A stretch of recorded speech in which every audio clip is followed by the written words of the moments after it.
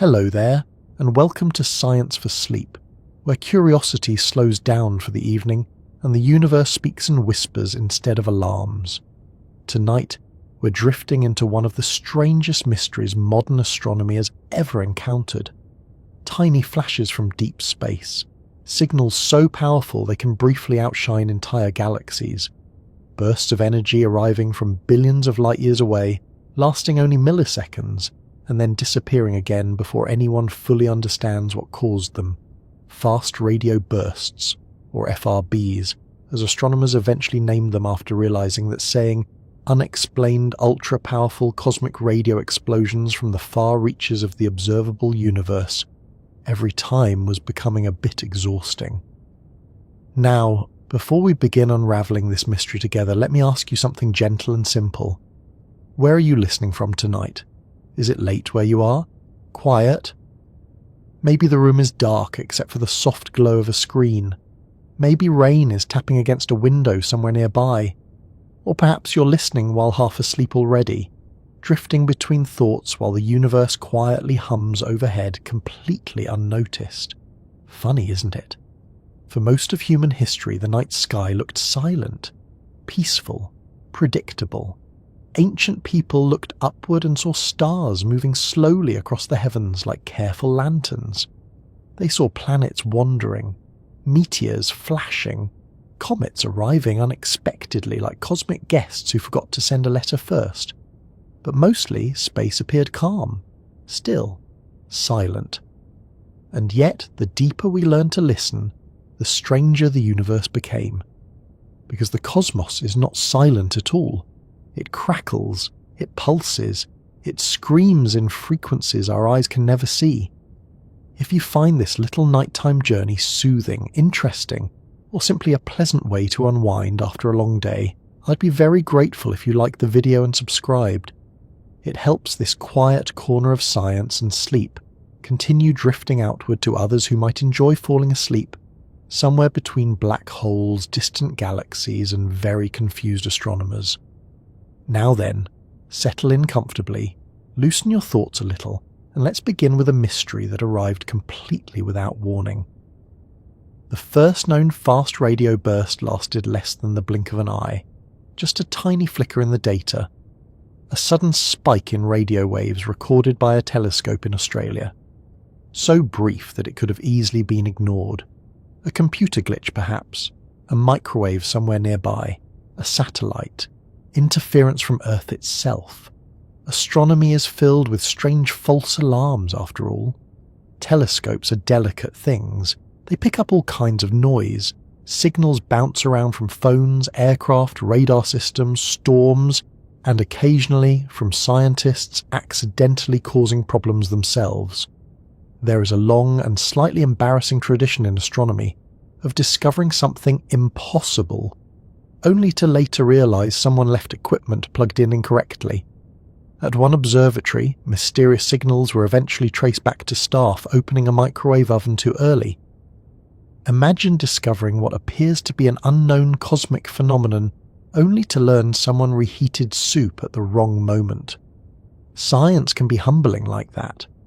But this signal was different, very different. Because when astronomers examined it carefully, they noticed something unusual hidden inside the burst. The radio waves had been stretched in a very particular way during their journey through space. Lower frequencies arrived slightly later than higher frequencies, almost as if the signal had travelled through enormous amounts of material before reaching Earth. That mattered. A lot. You see, space is not perfectly empty. Between galaxies there are tiny traces of gas, scattered particles drifting across unimaginable distances. When radio waves travel through this material, their frequencies spread apart slightly during the journey, almost like runners gradually separating during a very long race. And the amount of spreading told astronomers something astonishing. This signal had not come from nearby. It had travelled across billions of light years. For a moment, a tiny flash of radio energy from another galaxy had crossed the universe itself and reached Earth. Then it vanished. No warning, no repeat, no explanation. Imagine standing, alone in a quiet forest at night and hearing a single distant shout from somewhere beyond the trees. Loud enough to know it was real, brief enough that you cannot tell who made it or why. That was the beginning of the FRB mystery. At first, many scientists were skeptical, understandably so. Extraordinary claims require extraordinary evidence, as the old saying goes. A single unexplained signal buried inside old telescope data was not enough to convince everyone that the universe had suddenly developed a new category of bizarre behaviour. But then another burst appeared, and another, and another. Soon astronomers realised they were dealing with something entirely new. The universe, it seemed, had been firing off unbelievably powerful radio flashes all along. We just hadn't been listening carefully enough. Radio astronomy itself is already a fascinating idea when you stop to think about it. Human beings evolved under sunlight. Our eyes became tuned to visible light because that was useful for survival. We learned to spot movement in grass, recognise faces, and avoid walking directly off cliffs. Very practical things. But visible light is only a tiny slice of reality.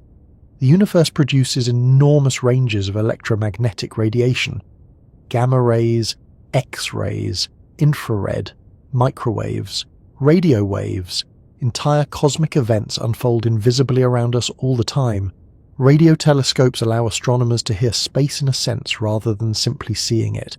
And what they discovered was that space is noisy. Very noisy. Pulsars spin like giant cosmic lighthouses, emitting rhythmic radio pulses with astonishing precision. Quasars roar from the centres of distant galaxies where supermassive black holes feed on surrounding matter. Clouds of gas emit faint signals across interstellar space. Even Jupiter produces radio emissions strong enough to detect from Earth. The universe crackles constantly like an enormous electrical storm happening in slow motion. But FRB stood apart from all of these known objects because they were too bright, too fast, too energetic. For a few milliseconds, a single fast radio burst can release as much energy as the sun produces over several days. Think about that for a moment. Our sun is unimaginably powerful.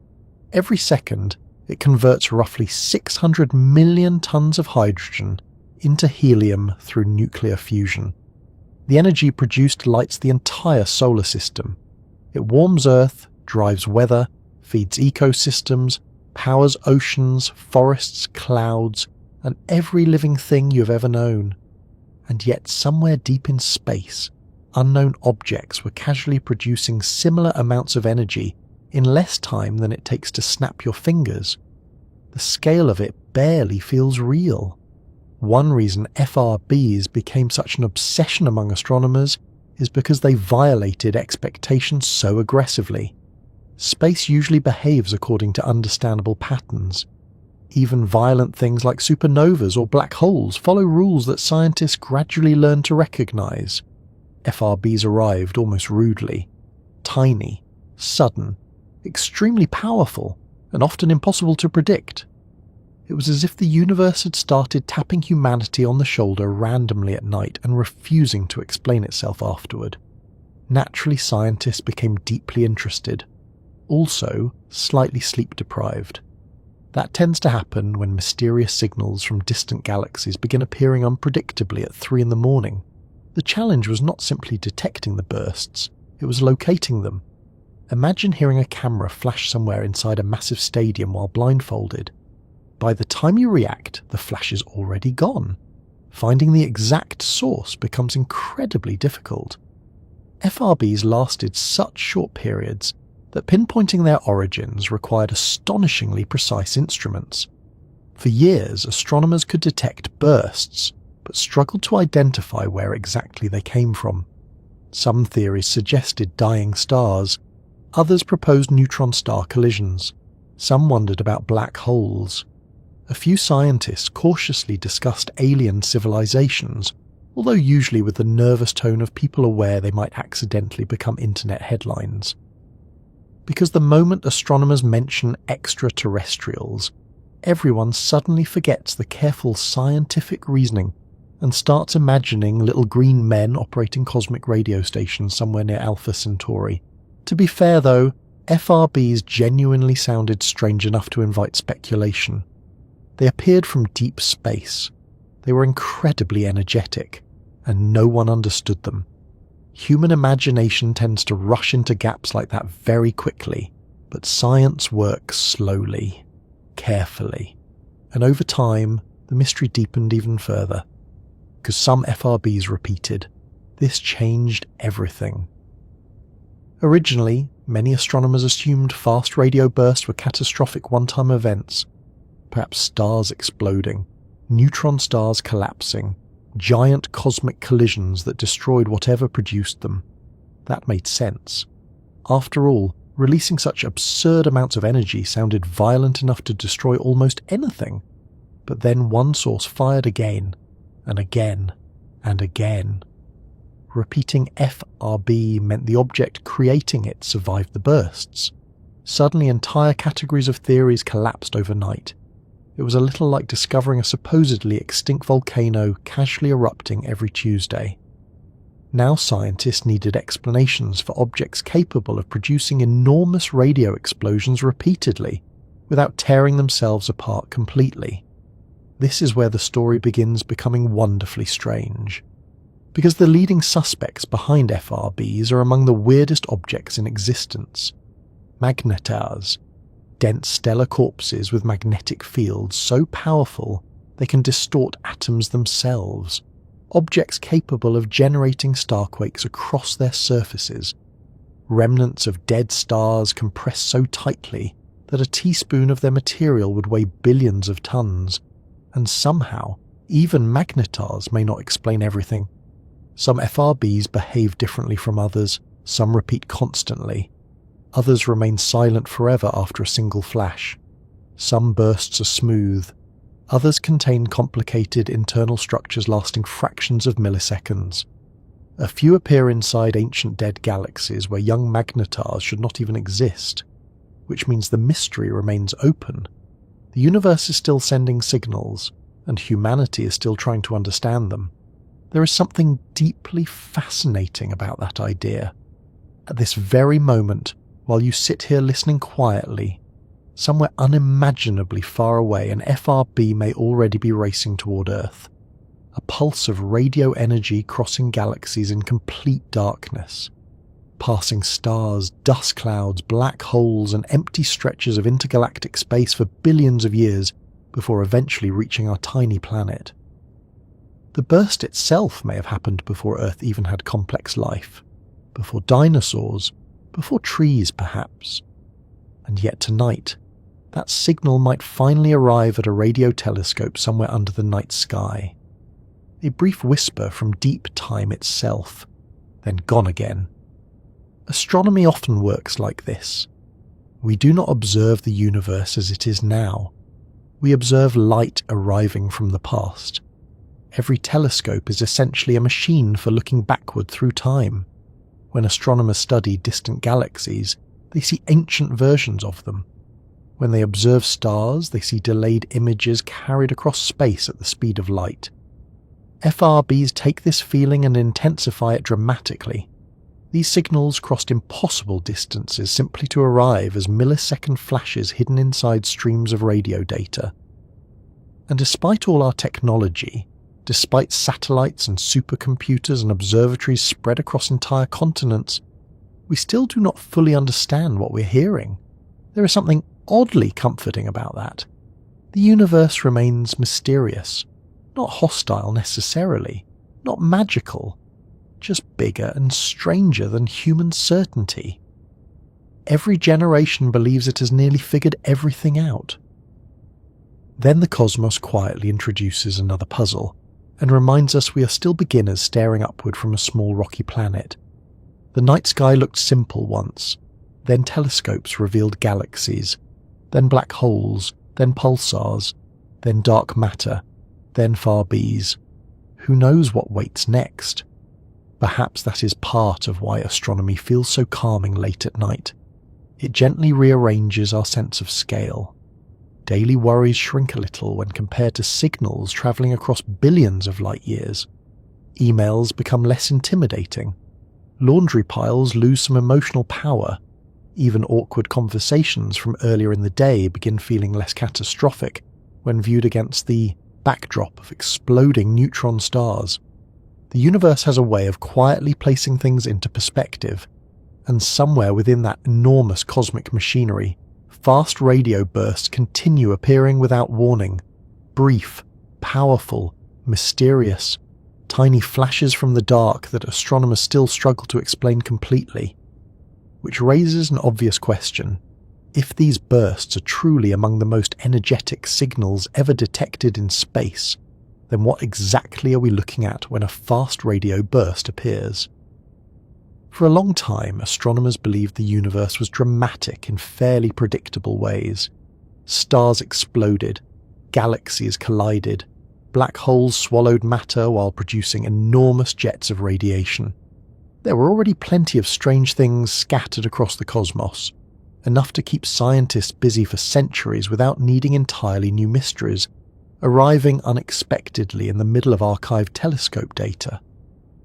And then one ordinary-looking signal changed everything, not with a giant explosion visible across the sky, not with some glowing object suddenly appearing where nothing had been before. No, the beginning of the FRB story was much quieter than that. It happened inside a computer, buried in old observations, hidden among noise, almost ignored completely. The year was 2007, although the signal itself had actually arrived years earlier, back in 2001. At the Parkes Observatory in Australia, astronomers had been using a massive radio telescope to study pulsars, those dense spinning remnants of dead stars that emit radio beams like rotating lighthouses. The Parkes telescope was already legendary by then, a giant white dish sitting beneath wide Australian skies, listening constantly to the universe in frequencies invisible to human eyes. Radio telescopes always look slightly peaceful from a distance, calm, motionless, quietly staring upward as if they're waiting patiently for the cosmos to speak first, and sometimes it does, although usually not in ways anyone expects. At the time, a young astronomer named Duncan Lorimer and his student David Narkovich were examining archived pulsar survey data. Nothing glamorous about it either. This was the scientific equivalent of digging through old storage boxes, hoping something interesting had been misplaced years earlier. Astronomy involves far more data analysis than most people imagine. Popular movies tend to show scientists gasping dramatically at glowing screens, while discoveries happen instantly. Real astronomy is often slower and much more repetitive.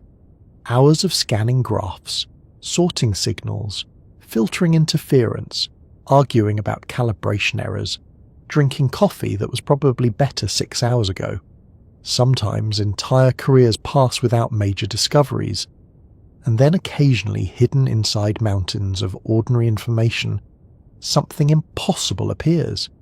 That is exactly what happened at Parkes. While reviewing the data, Narkovich found a burst unlike anything anyone had seen before. A sudden pulse of radio energy lasting less than 5 milliseconds, brief enough to disappear almost instantly, strong enough to stand out clearly against the surrounding noise. At first glance, it looks suspicious. Astronomers are naturally cautious people, because telescopes constantly detect false signals. Earth itself is noisy. Satellites interfere, airplanes interfere, electronics interfere, even kitchen appliances can interfere. One famous example became known as the Periton problem, where mysterious radio bursts detected at Parkes eventually turned out to be caused by staff members opening microwave ovens before the timer finished. Imagine publishing a groundbreaking cosmic discovery, only to learn someone reheated lasagna incorrectly. Science has these moments occasionally, so skepticism came naturally. But this signal behaved differently from ordinary interference. The burst showed something called dispersion. Now, dispersion may sound complicated, but the basic idea is surprisingly simple. Radio waves of different frequencies travel slightly differently through space filled with particles. Higher frequencies arrive first, lower frequencies arrive later. The longer the journey through cosmic material, the more stretched out the signal becomes. It is a little like runners separating during an extremely long marathon. And this burst was heavily dispersed. Far too heavily dispersed to have originated anywhere near Earth. That was the shocking part, because it meant the signal had travelled through enormous amounts of intergalactic space before reaching Australia. This tiny flash of radio energy had come from another galaxy entirely. Imagine hearing a single snap of a twig from billions of light years away. That was essentially what astronomers had just detected. The signal became known as the Lorimer Burst, named after Duncan Lorimer. And although nobody realised it immediately, astronomy had quietly entered a completely new era. At first, reactions were mixed. Some scientists were fascinated, others remained unconvinced. A single unexplained signal was not enough to establish an entirely new category of cosmic phenomenon. Extraordinary discoveries require repeated evidence. One burst could still be some unknown instrument malfunction or unusual terrestrial interference. Besides, the universe already contained enough mysteries without inventing new ones accidentally. Still, the signal refused to go away. The more carefully researchers examined it, the stranger it became. Its brightness implied enormous energy. Its duration was incredibly short. And its dispersion strongly suggested a source far beyond the Milky Way. If the calculations were correct, then whatever produced the burst released an astonishing amount of energy in only milliseconds. That created an immediate problem. In astronomy, energy output usually connects to size and duration. Big events tend to last longer. Supernovas can shine for weeks. Gamma-ray bursts may continue for seconds or minutes. Galaxies evolve over millions of years, but this thing released tremendous energy almost instantly, like a cosmic camera flash, and then nothing. Trying to explain that became difficult very quickly. Scientists proposed all kinds of possibilities: colliding neutron stars, exploding black holes, cosmic strings, magnetars. Alien civilizations inevitably appeared on the list as well, mostly because humans are apparently incapable of encountering unexplained signals without immediately imagining extraterrestrials trying to say hello. To be fair, history had prepared everyone for this reaction. Back in 1967, when Jocelyn Bell Burnell first discovered pulsars, the signals were so regular that astronomers jokingly labelled them LGM, short for little green men. The joke did not survive long once the true explanation emerged, but it demonstrated something important about science. Truly strange discoveries often sound impossible at first, because nature has no obligation to behave according to human expectations, and FRBs sounded extremely impossible, especially because nobody understood how anything could produce so much radio energy so quickly. For several years, the Lorimer burst existed in an uncomfortable scientific limbo, intriguing enough to study, uncertain enough to doubt. Then more bursts began appearing. That changed the conversation immediately. Additional radio telescopes started detecting similar events: brief flashes, extreme dispersion, enormous implied distances. The pattern was becoming undeniable. Fast radio bursts were real. The universe was producing them constantly. Humanity had simply failed to notice until now. That realization carried a strange emotional weight for many astronomers. Imagine discovering that the cosmos had been quietly flashing enormous signals overhead for billions of years, while humans remained completely unaware. Civilizations rose and fell. Empires appeared and disappeared. Entire species evolved. And all the while, distant galaxies were firing mysterious radio bursts across the universe unnoticed. There is something humbling about that. The FRB mystery also revealed just how dramatically astronomy had changed in modern times. Earlier generations relied mostly on visible light. They mapped stars and planets with telescopes designed for human eyes. but the modern universe is studied across the entire electromagnetic spectrum. Radio astronomy especially transformed humanity's understanding of space.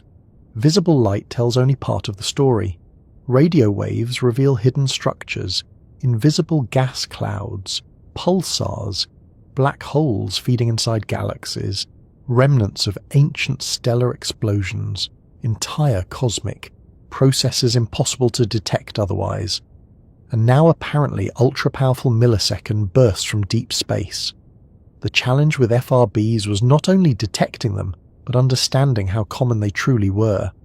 At first, they seemed extremely rare, but scientists soon realized that rarity was partly an illusion created by limited observation time. Radio telescopes observe only tiny fractions of the sky simultaneously. Since FRBs last mere milliseconds, detecting one requires incredible timing and constant monitoring. It is somewhat like trying to photograph lightning strikes while looking through a drinking straw. The bursts may occur frequently everywhere, but you only catch them if you happen to be observing the right place at exactly the right moment. Once astronomers accounted for this, the numbers became startling. Researchers estimated that thousands of FRBs may occur across the observable universe every single day. Thousands. Most go undetected because nobody happens to be listening in the correct direction when they arrive. That means the universe is constantly erupting with these mysterious flashes all around us. The sky only seems quiet because human senses are so limited. There is something wonderfully eerie about imagining that. Tonight, while cities sleep and clouds drift overhead, distant galaxies may be firing radio bursts continuously across intergalactic darkness. Invisible storms crossing billions of light years. Tiny flashes racing silently between galaxies, and occasionally one reaches Earth. As the discoveries accumulated, astronomers began improving instruments specifically designed to catch FRBs in real time. This became one of the great challenges of modern radio astronomy, because early detections usually happened after the fact. Scientists would discover bursts only later while reviewing stored data. That was frustrating. Imagine hearing a mysterious noise outside your house, but only discovering it happened several days afterward. You cannot investigate properly because the event is already gone. Astronomers needed faster systems capable of reacting instantly. Observatories around the world joined the effort. Massive radio arrays scanned the heavens continuously. Computers analysed incoming data streams in real time, searching for characteristic FRB signatures, and the more scientists listened, the stranger the bursts became. Some FRBs appeared only once, others repeated. That distinction caused enormous excitement because it shattered earlier assumptions immediately. Originally, many researchers believed FRBs resulted from catastrophic events. Something exploding, perhaps. Neutron stars colliding, black holes consuming compact objects, massive stellar deaths releasing huge bursts of energy before disappearing forever.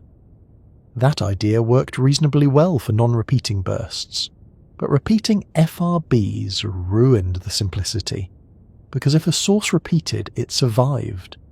Something out there was producing these immense radio flashes over and over again without destroying itself. That narrowed the possibilities dramatically. Suddenly, astronomers needed objects capable of surviving extraordinary energetic events repeatedly, and nature does contain such monsters. Neutron stars especially became prime suspects. These objects are among the densest things in existence. When massive stars die, their cores collapse so violently that protons and electrons merge into neutrons. The remaining object may contain more mass than the Sun compressed into a sphere only around 20 kilometers wide. Imagine crushing a mountain into the size of a sugar cube. Neutron stars are so dense that their gravity distorts nearby space dramatically. Their magnetic fields can become unimaginably powerful. Some rotate hundreds of times per second. Others release giant magnetic eruptions called starquakes. Among these stellar remnants exists an even stranger category, magnetars, and magnetars sound almost fictional when described aloud. Their magnetic fields are so powerful they could erase credit cards from halfway to the moon. They can distort atomic structures themselves. Nearby matter behaves strangely under their influence. If any known object could produce fast radio bursts, magnetars seem like excellent candidates, especially because magnetars are violent, unpredictable, explosive, exactly the sort of cosmic objects likely to frighten nearby planets immensely. Still, uncertainty remained, because FRBs refused to behave neatly.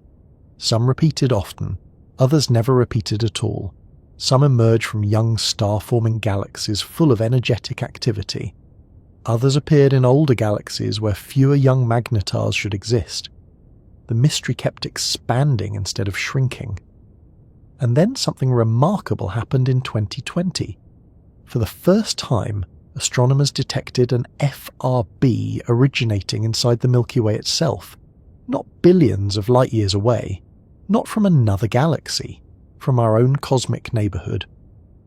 The source was a known magnetar called SGR 1935 plus 2154. And suddenly, one major piece of the puzzle snapped into place. Magnetars truly could produce FRB-like bursts. That discovery was enormous because it connected theory with direct observation at last. Scientists finally had concrete evidence linking at least some FRBs to magnetar activity. But even then, the mystery refused to fully cooperate, because the Milky Way burst was weaker than many extragalactic FRBs, powerful by human standards certainly, but not quite matching the most extreme events observed across distant galaxies. Which suggested one of two things. Either magnetars sometimes produce vastly more powerful eruptions under special conditions, or multiple types of objects create FRBs. Astronomers still debate this today. That is one reason FRBs became such an important scientific obsession. They are not merely strange signals, they are clues.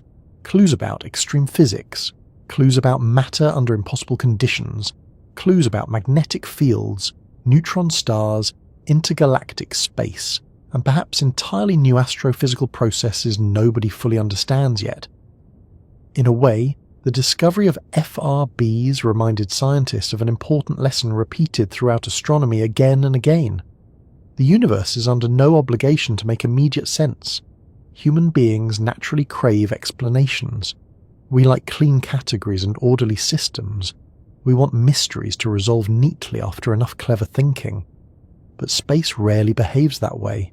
Every time astronomers build better instruments, reality becomes more complicated. The night sky looked simple before telescopes. Then galaxies appeared. Then quasars, then pulsars, then black holes, then dark matter, and now FRBs. Each discovery expands human understanding while simultaneously revealing how incomplete that understanding still is. There is something strangely peaceful about that realization late at night.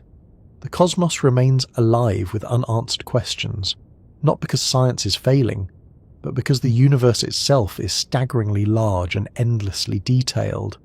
Somewhere tonight, another fast radio burst may already be travelling toward Earth. Perhaps it began its journey before humans discovered agriculture, perhaps before mammals even existed. The burst itself may cross billions of years silently through expanding space before finally arriving at a radio telescope for less than a heartbeat. A millisecond from deep space, a whisper from another galaxy, and then, once again, astronomers will try to understand what exactly the universe is attempting to say. By now, astronomers had accepted something extraordinary. The universe was producing sudden flashes of radio energy, powerful enough to cross billions of light years, yet brief enough to vanish almost instantly. That alone sounded bizarre, but the deeper scientists looked into fast radio bursts, the stranger the situation became, because explaining what FRBs are turned out to be much harder than simply detecting them.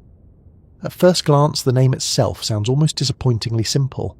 Fast, radio, burst. Three very ordinary words stitched together into something that now occupies entire research programs around the world. But each part of the name matters. and each part hides something astonishing underneath.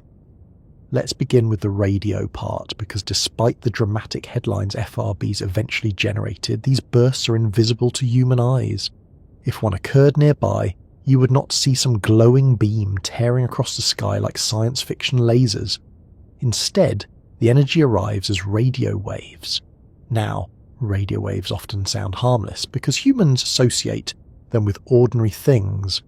Car radios, Wi-Fi routers, phones, music stations interrupting songs at exactly the wrong moment to tell you about local mattress sales. But radio waves are simply part of the electromagnetic spectrum, the same family as visible light, X-rays, and gamma rays. The only real difference is wavelength and energy. Your eyes evolved to detect visible light because sunlight dominates Earth's surface, but the universe itself produces radiation across a huge range of frequencies. Radio waves are especially useful for astronomy because they travel enormous distances through space without being blocked easily by dust or gas.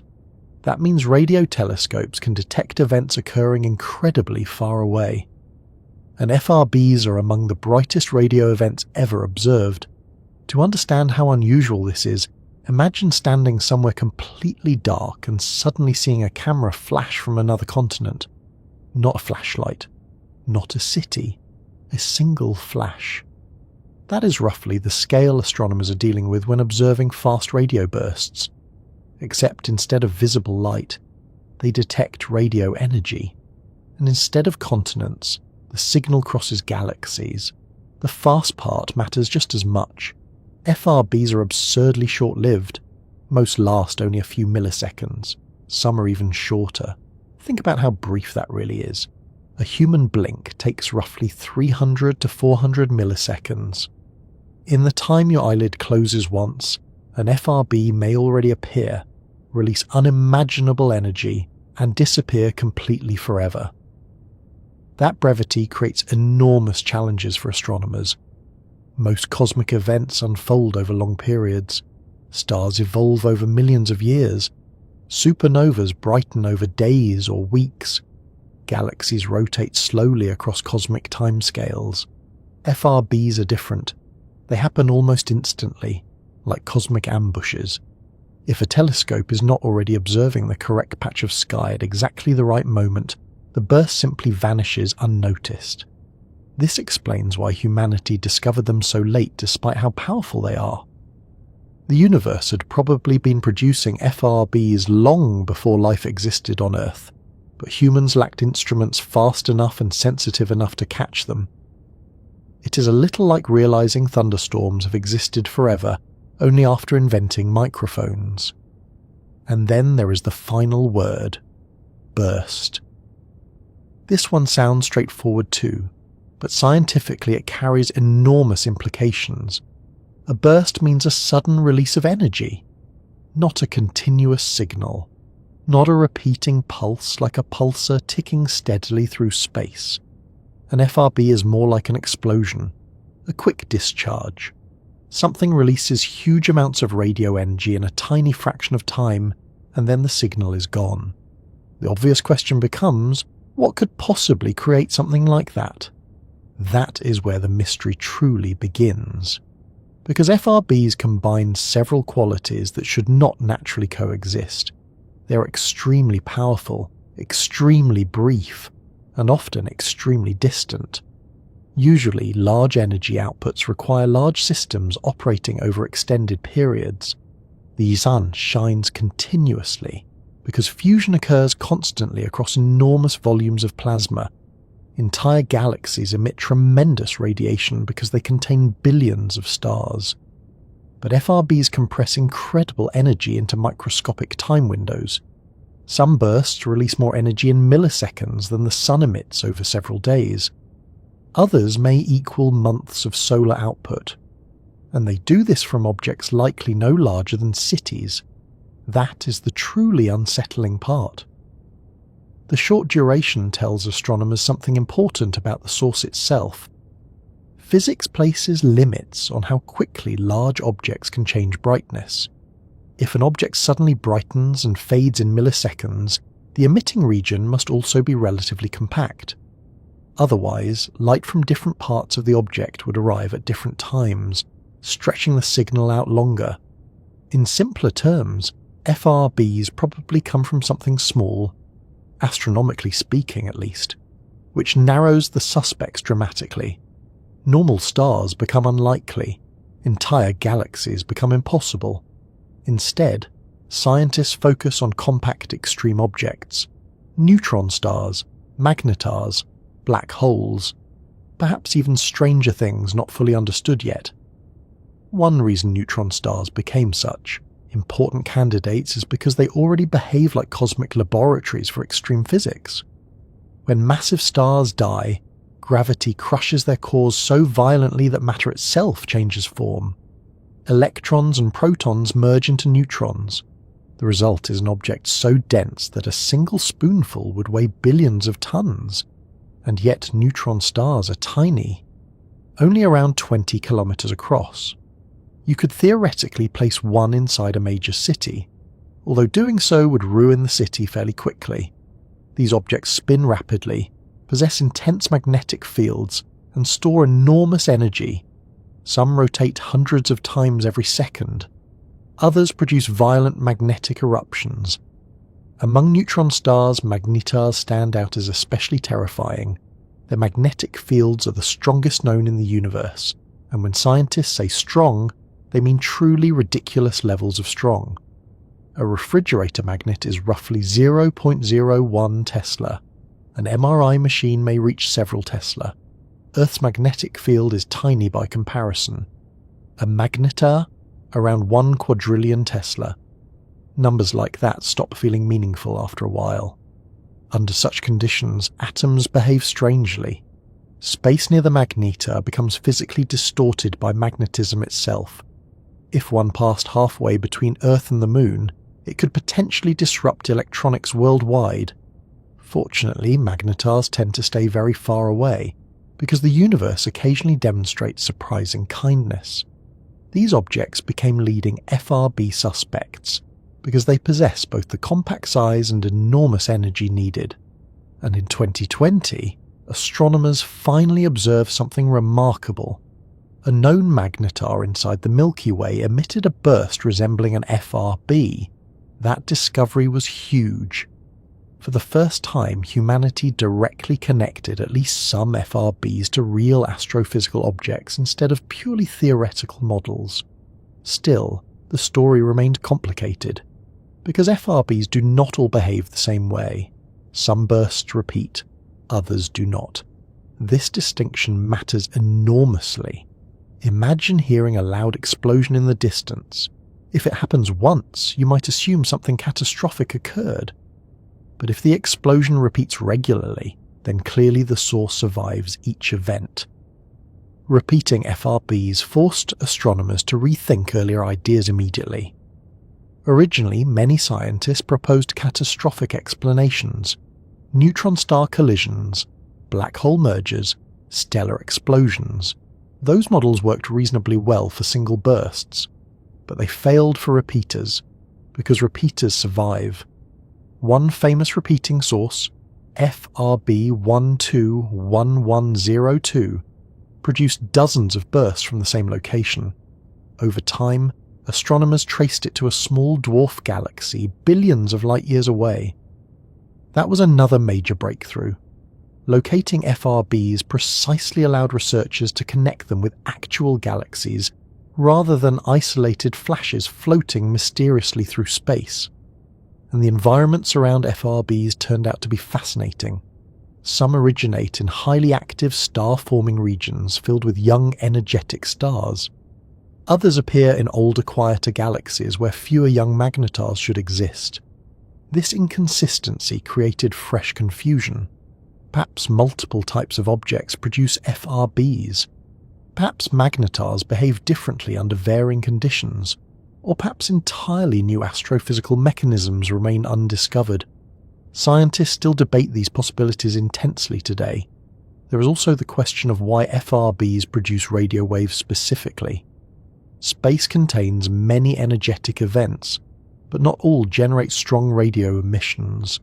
Something about FRB sources creates highly organized coherent radio energy, meaning enormous numbers of particles emit waves together in synchronized ways. That requires unusual physical conditions. Imagine thousands of musicians striking the exact same note simultaneously with impossible precision. FRBs involve something similar on cosmic scales. Researchers suspect magnetic fields play a major role here. Violent magnetic rearrangements around neutron stars could accelerate particles intensely enough to generate coherent radio bursts.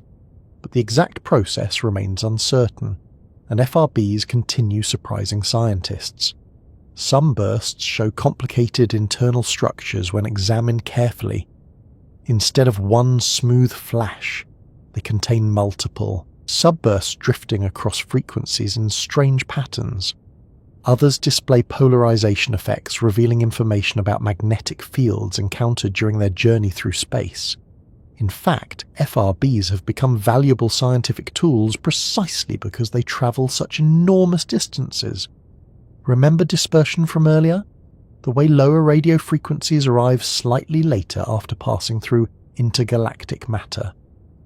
Astronomers realized they could use this effect to study otherwise invisible material spread between galaxies. Most ordinary matter in the universe is surprisingly difficult to detect directly. Stars and galaxies account for only part of what should exist, according to cosmological models. Much of the remaining normal matter likely drifts thinly across intergalactic space. FRBs act almost like cosmic flashlights passing through this material. By measuring how bursts become dispersed during their journey, scientists can estimate how much matter lies between galaxies. So these mysterious signals are not only puzzles themselves, they also help humanity map the invisible universe. That is one of the beautiful things about astronomy. Sometimes discoveries become useful before they become fully understood. FRBs may eventually reveal information about cosmic magnetic fields, intergalactic gas, dark matter environments, galaxy evolution, and the large-scale structure of the universe itself, all from signals lasting milliseconds. There is something wonderfully disproportionate about that. Tiny flashes carrying enormous scientific value. And yet despite all the progress, FRBs still preserve their mystery stubbornly. Astronomers now detect them regularly. Entire observatories specialize in hunting them.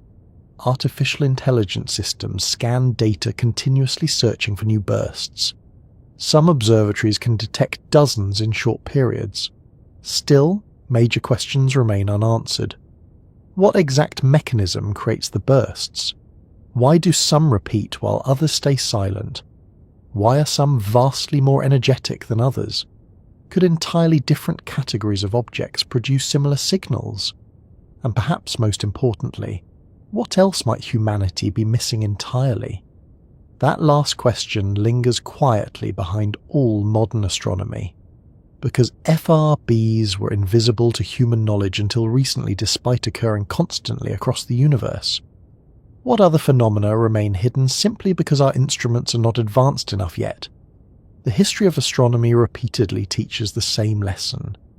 Every time humans develop better ways to observe the cosmos, reality becomes stranger.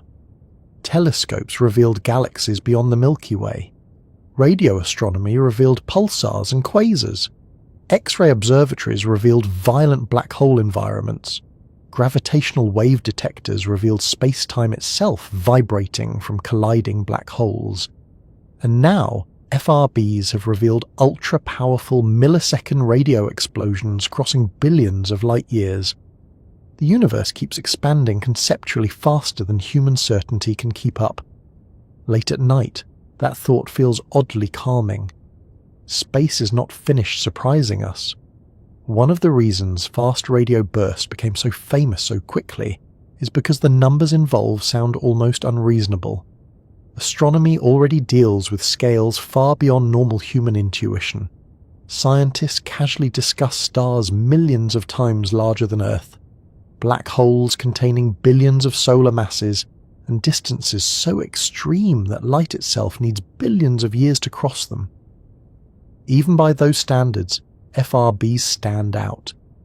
because for a tiny fraction of a second, some of these bursts become among the most energetic events in the observable universe, and they do it almost instantly. That combination is what unsettled astronomers at first, not merely the total energy itself, but how concentrated the event appears to be. Imagine lighting a single match. Now imagine somehow releasing the energy of an entire power plant during the exact same tiny instant instead. That is the kind of absurd compression astronomers are dealing with when discussing fast radio bursts. To understand why FRB seems so impossibly powerful, we first need to talk about energy in space generally, because the universe is constantly producing staggering amounts of it. Our sun alone generates around 380 septillion watts every second. That number is so large it stops feeling meaningful almost immediately. Human brains simply did not evolve for comfortable interaction with septillions.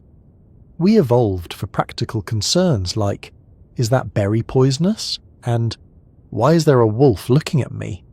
Cosmic scales arrived later. Still, the sun's output gives us a useful starting point. Every second, deep inside the sun's core, hydrogen atoms fuse into helium under enormous pressure and temperature. Tiny amounts of mass convert directly into energy according to Einstein's famous equation, E equals mc squared. That process powers sunlight, weather, oceans, ecosystems, forests, and nearly every form of life on Earth. The sun performs this continuously, steadily, hour after hour, year after year. FRBs, however, release enormous energy on radically shorter timescales. Some bursts emit as much radio energy in milliseconds as the sun produces over several days. Others may rival months of solar output, and all of it happens faster than a human blink. That matters because power depends not only on total energy, but also on how quickly that energy is released. Dropping a pebble gently onto a table and firing a bullet contain very different experiences despite sometimes involving similar energies. The timescale changes everything. FRBs compress immense energy into microscopic windows of time. That makes them phenomenally powerful. For a brief instant, some FRBs become brighter in radio wavelengths than entire galaxies filled with billions of stars. Pause there for a moment because that statement deserves proper appreciation. A galaxy contains enormous numbers of stars. The Milky Way alone may hold between 100 and 400 billion stars depending on which estimate you prefer and how optimistic the astronomer was feeling during calculations. Yet during an FRB, a single compact object can temporarily outshine all of that combined radio emission. It is like watching a firefly suddenly become brighter than an entire city skyline. Naturally, scientists wanted explanations immediately. The challenge is that energy does not appear from nowhere. Any object producing FRBs must somehow store enormous amounts of energy beforehand, and then release part of it extremely rapidly. That immediately narrows the possibilities. Ordinary stars become unlikely because they are too large and relatively stable. Galaxies themselves evolve too slowly. Even supernovas, while vastly energetic, typically unfold over much longer periods. FRBs require something compact, dense, violent, something capable of releasing extraordinary energy almost instantly. This is one reason neutron stars and magnetas became such important suspects, because nature already provides them with absurd energy reserves. A neutron star forms when a massive star dies. During the collapse, gravity crushes matter so intensely that atoms themselves collapse. Electrons merge with protons, forming neutrons packed together at unimaginable densities. The result is essentially a giant atomic nucleus the size of a city. And these objects spin rapidly. Some rotate hundreds of times every second. That rotational energy alone is enormous. Now add magnetic fields. A typical refrigerator magnet produces a field humans barely notice, unless trying to rescue notes from falling off kitchen doors. Earth's magnetic field protects the planet gently from solar particles without causing daily inconvenience. Magnetars operate on entirely different levels. Their magnetic fields are so extreme they contain enormous stored energy. Twisting magnetic structures around the star can suddenly snap and rearrange violently, releasing tremendous bursts of radiation. Astronomers suspect FRBs may result from events like this: magnetic catastrophes on neutron stars, starquakes, sudden crust fractures, explosive rearrangements of magnetic fields stronger than anything humans can reproduce. The amount of energy involved becomes easier to understand if we compare it with familiar events. Take earthquakes. Earthquakes release energy stored gradually inside Earth's crust through tectonic stress. Most are relatively small, large ones can devastate cities, but even the most powerful earthquakes ever recorded would appear tiny compared to energy stored inside magnetars. A magnetar, starquake may release more energy in a fraction of a second than Earth's entire civilization uses over vast stretches of time, and somehow, some of that energy may become organized into coherent radio waves, detectable across billions of light years. That last part is important. FRBs are not merely energetic, they are detectable from enormous distances. That means the original bursts must be unimaginably bright at the source, because by the time the signal reaches Earth, it has already spread outward across colossal volumes of space. Light and radio waves weaken with distance because they spread in all directions. Imagine shouting in a large empty field. Nearby, the sound feels loud. Far away, it becomes faint because the energy disperses over wider areas. FRBs face the same problem on cosmic scales. Yet astronomers still detect them clearly after journeys lasting billions of years. That implies astonishing original intensity. Some FRBs originate from galaxies billions of light years away. The signal may travel longer than Earth itself has existed before finally reaching a radio telescope on our planet. And after all that distance, after crossing intergalactic emptiness nearly beyond comprehension, the burst still stands out sharply against cosmic background noise. That is extraordinary. One reason scientists became fascinated by FRBs is because the bursts push physics toward extreme limits. They occur under conditions impossible to recreate fully in laboratories. Magnetic fields, gravity, density, and particle interactions all operate near the edges of known astrophysics. FRBs are essentially natural experiments performed by the universe itself. Dangerous experiments, spectacular experiments, but scientifically useful ones. Researchers analyze every detail carefully: burst duration, frequency structure, polarization, repetition patterns, dispersion through intergalactic matter. Each property reveals clues about the environment surrounding these objects. Some FRBs appear highly polarized, meaning their radio waves vibrate in organized directions. This usually indicates powerful magnetic fields near the source. Others display complex internal structures. Tiny subbursts drift across frequencies almost like notes, sliding during a strange cosmic song. A few bursts even repeat with curious patterns suggesting possible cycles or environmental influences. The deeper astronomers investigate, the less FRBs resemble simple explosions. Instead, they appear connected to dynamic environments filled with intense magnetic activity and extreme plasma physics. There is also another fascinating aspect to FRB energy: efficiency.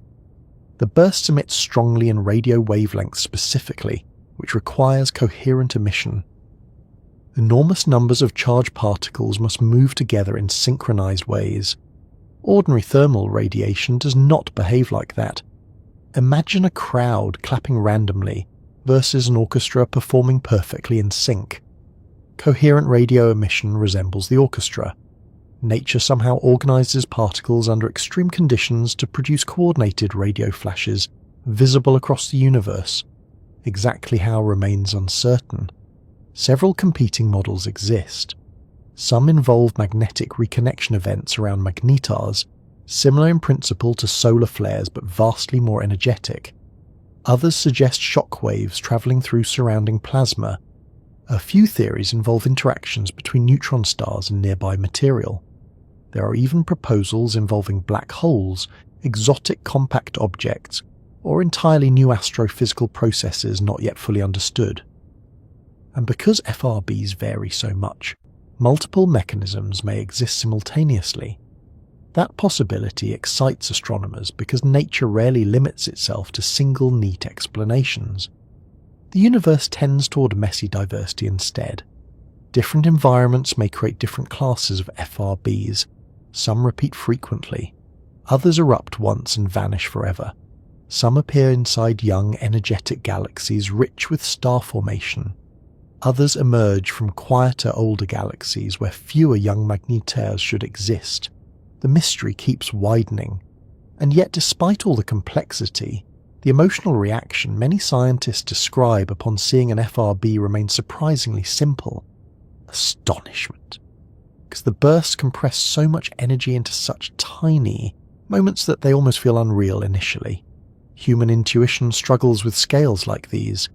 Imagine if all sunlight reaching Earth suddenly arrived compressed into milliseconds. Oceans would boil instantly. Atmosphere would ignite. The planet itself would suffer catastrophic damage. FRBs perform comparable energetic feats routinely somewhere across the cosmos. Fortunately very far away. Distance is one of the universe's greatest safety features. Without it, astronomy would become considerably more stressful. This also raises an interesting point about visibility. If FRBs emitted their energy primarily as visible light instead of radio waves, some might briefly rival the brightness of entire galaxies across the sky. Fortunately for our eyes and civilization generally, most of the energy arrives in radio frequencies invisible to humans. Still, radio telescopes hear them clearly, and modern observatories have become remarkably good at listening. Facilities like CHIME in Canada revolutionized FRB detection dramatically. Unlike traditional radio telescopes focusing narrowly on small sky regions, CHIME scans enormous portions of the heavens continuously. The instrument itself looks unusual too, less like a classic giant dish and more like long metallic troughs stretching across the landscape. Not especially cinematic perhaps, but extremely effective. And once CHIME began operating fully, FRB discoveries exploded. Suddenly astronomers detected bursts constantly. New repeaters, complex structures, unexpected patterns, thousands of events. The universe, it turned out, was producing FRBs far more frequently than previously suspected. That realization changed the emotional texture of the mystery slightly. Initially, FRBs seemed rare and isolated. Now they appeared almost routine, cosmically speaking. The sky constantly flashes with these bursts. Humanity simply lacked instruments capable of noticing before. There is something wonderfully humbling about that. Reality often contains enormous hidden phenomena operating invisibly around us. Humans perceive only narrow slices of existence naturally. Visible light, audible sound, everyday scales. Science extends those senses artificially, and every extension reveals stranger layers underneath. Radio astronomy especially transformed humanity's understanding of the cosmos, because the radio universe behaves differently from the visible one. Quiet, dark regions suddenly glow. Invisible structures emerge. Objects undetectable by optical telescopes become spectacularly obvious. FRBs belong to this hidden universe. Tiny radio flashes crossing impossible distances, powerful enough to outshine galaxies briefly, brief enough to vanish almost before detection systems react. And still not fully explained. Perhaps that combination is what makes them feel so compelling late at night. They remind us that the universe remains active in ways human senses alone could never detect. Right now, while cities sleep beneath ordinary-looking skies, somewhere another FRB may already be erupting. A compact object releases enormous stored energy. Radio waves burst outward across expanding space. The signal begins a journey through galaxies, magnetic fields, drifting plasma, and intergalactic darkness. For billions of years it travels silently, Then eventually, perhaps tonight, perhaps centuries from now, perhaps long after current civilizations disappear entirely, that tiny flash reaches another world, a millisecond of energy, a brief disturbance in cosmic radio noise, and inside that fleeting signal lies evidence that nature can still produce phenomena far stranger and more powerful than human imagination first expects. Long before humanity understood fast radio bursts, before anyone imagined mysterious millisecond flashes crossing billions of light years, astronomers faced a very different problem. The universe looked too quiet, at least through ordinary telescopes. For centuries, humans studied space entirely through visible light. Ancient astronomers mapped stars with their eyes alone. Later, telescopes revealed planets, nebulae, galaxies, and moons in astonishing detail. The night sky slowly transformed from scattered points of light into a vast structured cosmos. Still, visible light tells only part of the story. A very small part, actually. The electromagnetic spectrum is enormous. Visible light occupies only a tiny narrow band inside it. A thin strip human eyes happen to evolve around because sunlight peaks there, and evolution tends to prefer practical solutions over cosmic completeness. The universe itself, however, is not concerned with human convenience. It produces radiation everywhere across the spectrum. Gamma rays, X-rays, infrared, microwaves, radio waves.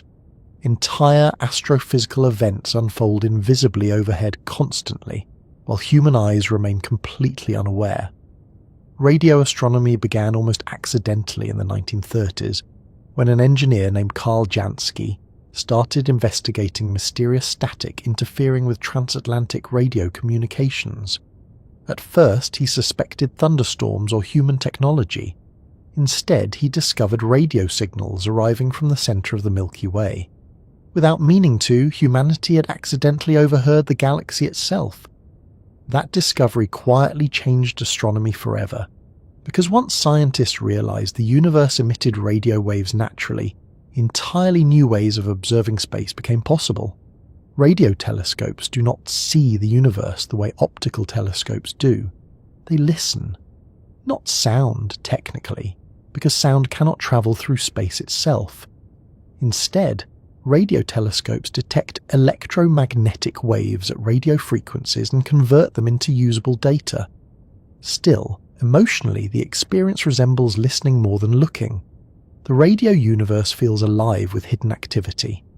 Pulsars tick rhythmically across space. Gas clouds hum faintly. Quasars roar from galactic centers. Black holes feed noisily on surrounding matter.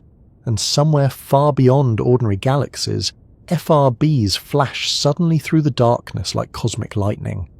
The challenge is that these signals are extraordinarily faint by the time they reach Earth. Even the most powerful FRBs arrive weaker than many ordinary sources of local interference. That means radio telescopes must become incredibly sensitive, and building extremely sensitive instruments creates immediate problems, because Earth itself is noisy, very noisy. Human civilization fills the planet with radio signals constantly. Phones, satellites, aircraft radar, televisions, Wi-Fi networks, military systems, communication towers, microwaves, even car electronics contribute to the chaos. Modern Earth practically glows in radio frequencies. Trying to detect faint cosmic signals through all that interference is a little like attempting to hear a whisper from another continent while standing beside a highway during a fireworks show. Astronomers solve this problem partly through location. Many major radio observatories are built in remote regions, far from cities and human infrastructure. Places where radio interference remains minimal. The Parkes Observatory in Australia sits beneath enormous open skies, far from dense urban noise. The Very Large Array stretches across the New Mexico desert. FAST, the 500-meter aperture spherical telescope in China, rests within a natural depression surrounded by mountains helping shield outside interference. and in Canada, CHIME quietly scans the sky, continuously searching for transient bursts. These observatories almost feel monastic sometimes, silent landscapes dedicated entirely to listening carefully. Because radio astronomy requires patience and extraordinary sensitivity, the instruments themselves are fascinating. Traditional optical telescopes collect visible light using mirrors or lenses. Radio telescopes instead gather radio waves using large metal surfaces and receivers. Since radio wavelengths are much longer than visible light, radio telescopes usually need to become enormous to achieve useful resolution. That is why many look gigantic. Huge dishes turning slowly beneath the stars, or massive arrays spread across deserts, or strange metallic structures stretching across valleys. Some radio telescopes even combine signals from multiple distant antennas using a technique called interferometry. By linking telescopes together electronically, astronomers effectively create a virtual telescope as large as the separation between them. This dramatically improves resolution. The Event Horizon Telescope used this principle to capture humanity's first image of a black hole by coordinating observatories across Earth itself, which is slightly wonderful when you think about it. An entire planet cooperating to observe something invisible. FRBs especially pushed radio astronomy into new territory because detecting them requires more than simple sensitivity. It requires speed, extreme speed. Remember, fast radio bursts last milliseconds. That means telescopes cannot merely observe slowly and carefully. Their systems must monitor huge streams of incoming data continuously in real time, searching for tiny transient flashes hidden inside enormous background noise. And the amount of information involved is staggering. Modern radio observatories produce enormous data volumes constantly. Some facilities generate terabytes every second. Computers analyze these streams automatically because no human could manually inspect everything fast enough. Artificial intelligence and machine learning now play major roles in FRB searches for exactly this reason. Computers sift through mountains of radio data searching for patterns matching burst signatures, brief flashes, specific dispersion properties, characteristic frequency drifts. Without advanced computing, many FRBs would remain buried unnoticed forever. In a sense, modern astronomy increasingly involves teaching machines how to notice strange things for us. That idea feels oddly fitting for FRBs specifically, because the signals themselves are so brief that humans would almost certainly miss them unaided. One particularly important concept in radio astronomy is signal-to-noise ratio. Every telescope receives noise constantly: thermal noise from electronics, atmospheric interference, cosmic background radiation, human technology. The challenge becomes identifying meaningful signals inside all that randomness. FRBs stand out because despite their brief duration, they're extraordinarily bright relative to surrounding radio noise. But brightness alone is not enough. Astronomers must also distinguish genuine cosmic bursts from local interference, and Earth loves making this difficult. At Parkes Observatory, mysterious bursts called peritons puzzled scientists for years because they resembled FRBs superficially. Brief radio flashes appeared unexpectedly across the telescope's data. For a while, nobody understood them. Then researchers discovered the cause: microwave ovens. Specifically, people opening microwave doors before cooking cycles finished. The escaping radio leakage produced signals oddly similar to FRBs under certain conditions. Imagine dedicating years to investigating mysterious cosmic phenomena, only to discover someone was impatient about reheating lunch. Astronomy can be deeply humbling sometimes. This incident reinforced how careful scientists must remain. Extraordinary discoveries require extraordinary verification, precisely because false signals happen constantly. FRBs survived scrutiny because they displayed characteristics impossible for local interference to mimic convincingly. Most importantly, dispersion. When radio waves travel across intergalactic space, Lower frequencies slow slightly relative to higher frequencies because they interact differently with scattered particles along the journey. This creates a distinctive stretching pattern. The farther the signal travels, the more dispersed it becomes, and FRBs displayed enormous dispersion values, far too large for local terrestrial origins. That is how astronomers knew these bursts came from deep space itself. In some ways, dispersion acts like a cosmic fingerprint. It not only confirms distance, but also reveals information about material lying between galaxies. This transformed FRBs from mere mysteries into scientific tools. By measuring how bursts become dispersed, researchers can estimate how much ionized matter exists across intergalactic space. And this matters because much of the universe's ordinary matter remains surprisingly difficult to detect directly. Stars and galaxies account for only part of the expected visible matter, predicted by cosmological models. The rest likely drifts thinly between galaxies in diffuse gas structures nearly invisible otherwise. FRBs illuminate this hidden material, like headlights briefly revealing fog during nighttime driving. Each burst carries information about everything it passed through during its journey. That includes magnetic fields too. Some FRBs display strong polarization effects. Radio waves become twisted while crossing magnetized environments, allowing astronomers to estimate magnetic conditions near the source and along the path to Earth. This means FRBs are not merely objects of study themselves. They are probes, tiny cosmic test signals crossing the universe naturally. The better humanity becomes at detecting them, the more we learn about space itself, and radio telescopes are the ears making this possible. CHIME became especially important in this story because its design differs dramatically from classic dish telescopes. Instead of rotating giant bowls, CHIME uses long stationary metal cylinders. As Earth rotates naturally, different sky regions drift overhead continuously. This allows constant monitoring of huge sky areas, perfect for catching unpredictable transient events. And once CHIME began full operations, FRB detections exploded. Hundreds, then thousands, repeating bursts, complex bursts, bursts from distant galaxies. The universe suddenly appeared full of FRBs. Humanity had simply lacked appropriate instruments before. This happens repeatedly throughout scientific history. Reality often remains hidden not because phenomena are rare, but because observation methods remain incomplete.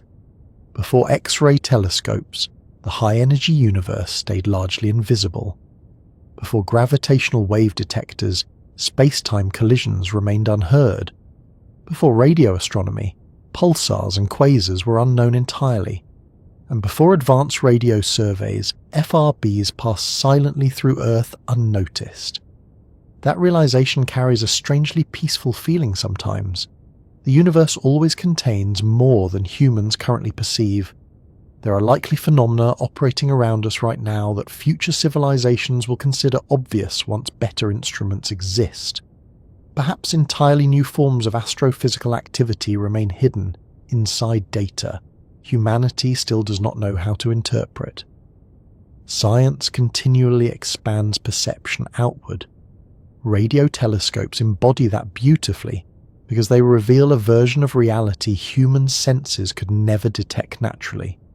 If your eyes suddenly became radio sensitive tonight, the sky would look profoundly different. Invisible jets from black holes would blaze across space. Galactic gas clouds would glow softly. Pulsars would flicker rhythmically. Communication satellites would streak overhead noisily. And every so often, somewhere among distant galaxies, a tiny flash would appear briefly brighter than entire stellar systems combined. An FRB, a whisper from deep time-crossing billions of light-years. There is also something emotionally unique about radio astronomy compared to optical astronomy. Visible light images often feel immediate and beautiful. Galaxies swirl elegantly. Nebulae glow with colour.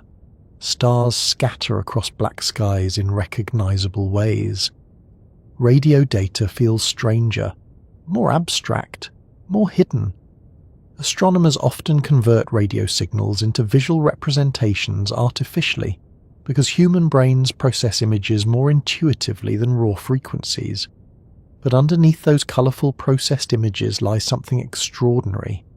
Humanity has learned to detect invisible vibrations from across the cosmos, using giant metallic structures listening carefully beneath Earth's skies. It feels almost improbable when described plainly. A species evolving on one small planet eventually becomes capable of detecting millisecond radio flashes from billions of light-years away. That achievement alone is remarkable regardless of what FRBs ultimately turn out to be, and yet radio telescopes continue improving. New arrays grow larger, computers become faster, detection algorithms become smarter. Future observatories like the Square Kilometre Array may revolutionize FRB science completely by detecting vastly more bursts with unprecedented precision. Astronomers hope eventually to answer major questions.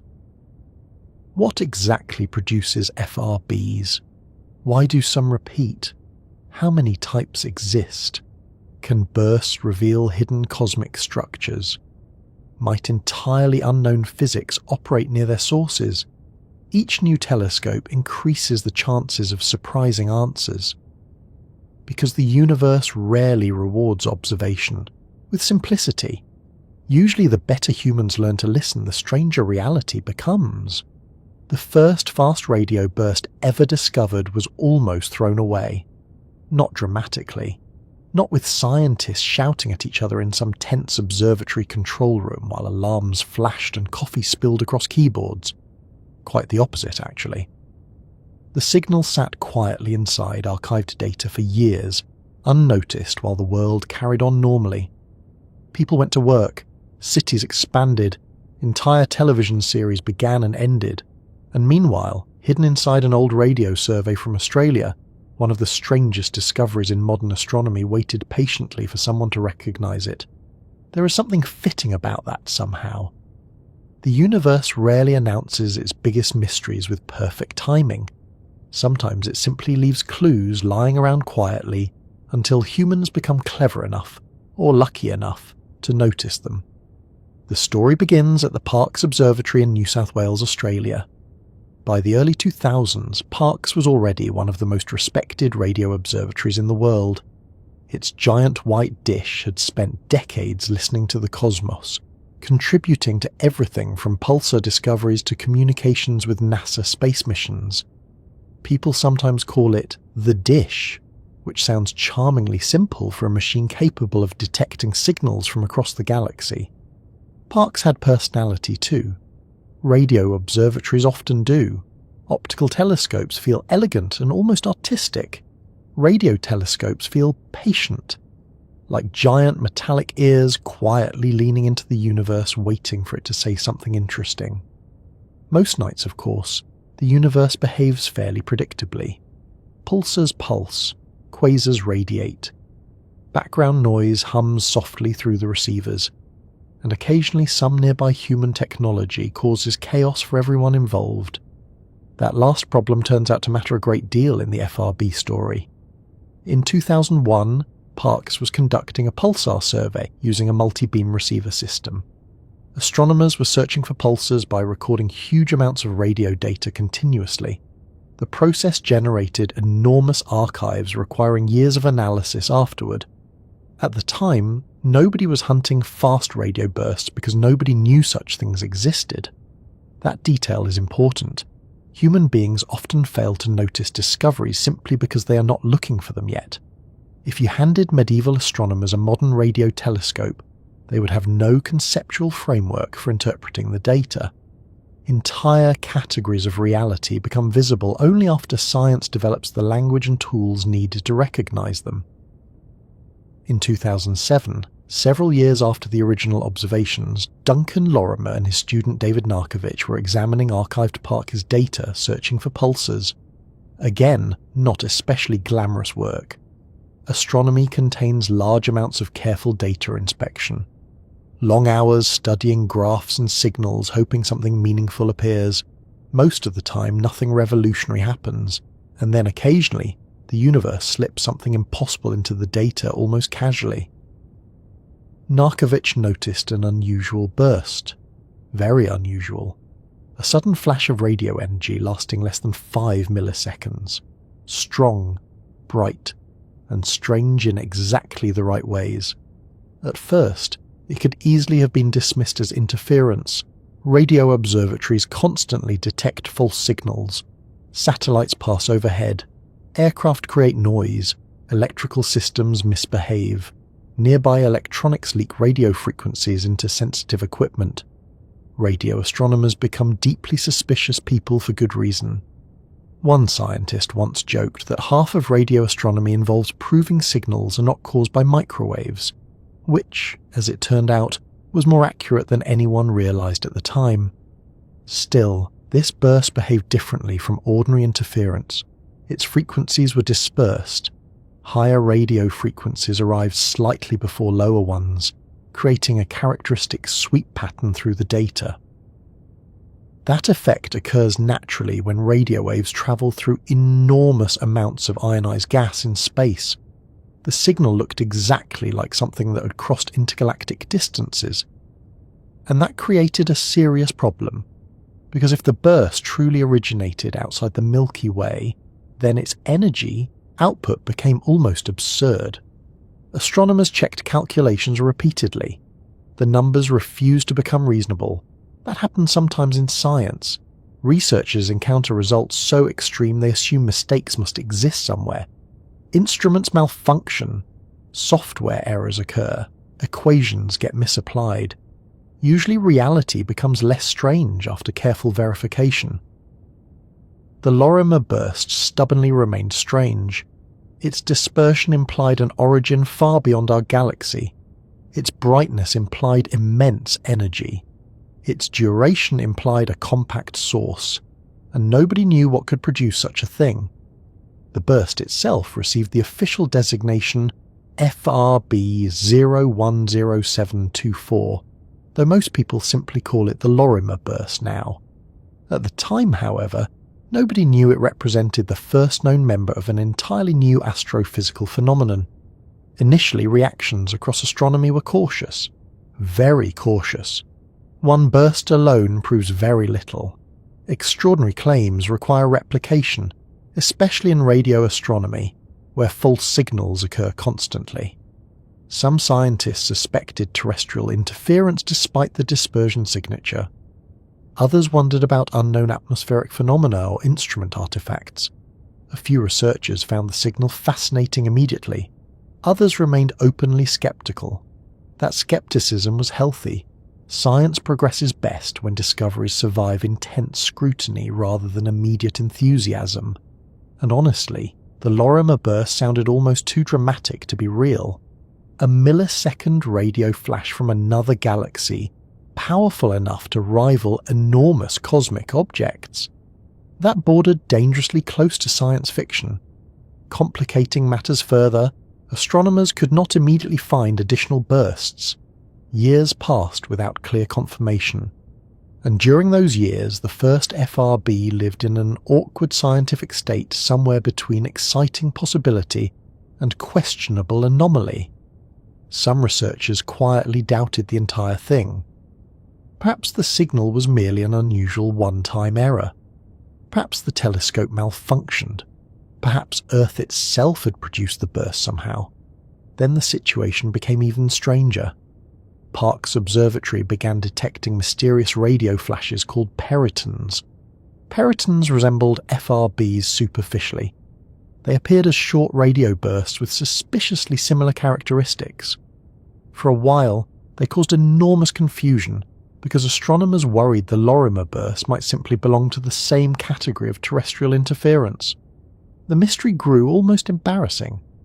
Researchers spent years debating whether FRBs were genuine cosmic phenomena or elaborate observational mistakes. And then came one of the most wonderfully human moments in modern astronomy. Scientists discovered that peritons were caused by microwave ovens, specifically staff members opening microwave doors before cooking cycles completed. The microwave leakage created brief radio signals detectable by the observatory. Imagine dedicating years of scientific investigation to mysterious cosmic events, only to discover someone reheating leftovers incorrectly. Somewhere out there, the universe contains black holes, exploding stars and magnetars capable of bending atoms with magnetic fields. Meanwhile, humans were accidentally confusing astronomy using soup. The discovery became legendary partly because it perfectly captured the strange balance between cosmic grandeur and ordinary human clumsiness that often appears in science. Importantly though, the Lorimer burst itself did not match the Periton signals fully. Its properties remained distinct. The case for FRBs survived. Then finally, additional bursts appeared. Other observatories began detecting similar events independently. Different telescopes, different sky locations, same bizarre characteristics, brief duration, extreme dispersion, enormous implied distances. At that point, skepticism started collapsing rapidly. Fast radio bursts were real. The universe genuinely produced mysterious millisecond radio explosions. And suddenly astronomy faced a brand new mystery no one had expected. That transition changed the emotional atmosphere surrounding the field almost overnight. What began as a questionable anomaly became one of the hottest topics in astrophysics. Researchers rushed to explain FRBs theoretically. Observatories developed new search systems. Entire collaborations formed around detecting more bursts. And through it all, the original Lorimer burst remained oddly iconic, not only because it was first, but because it demonstrated how easily enormous discoveries can hide inside existing data unnoticed. There is something profound about that idea. The signal arrived at Earth in 2001, but humans did not recognize its importance until years later. The burst itself may have travelled billions of years across intergalactic space before reaching Australia for less than 5 milliseconds. Then it sat quietly inside archived computer files while humanity remained completely unaware of what it represented. A cosmic message arriving long before anyone knew how to read it. Astronomy contains many discoveries like this. Pulsars were initially mistaken for possible alien signals. Cosmic microwave background radiation was first treated as annoying noise inside communication equipment. Even Neptune was discovered partly through mathematical irregularities, before anyone physically observed it. The universe often reveals itself indirectly first. FRBs fit beautifully into that tradition. The Lorimer burst also taught astronomers something humbling about observational bias. The universe may contain enormous phenomena humans simply fail to notice because existing instruments, methods, or expectations are incomplete. FRBs had likely occurred constantly throughout cosmic history. Millions, perhaps. Billions. Humanity remained unaware until radio telescopes and computing systems became advanced enough to recognize them. What else might still remain hidden? That question quietly haunts astronomy. Every major technological leap reveals new layers of reality previously invisible. Optical telescopes expanded the known universe enormously. Radio astronomy revealed pulsars and quasars.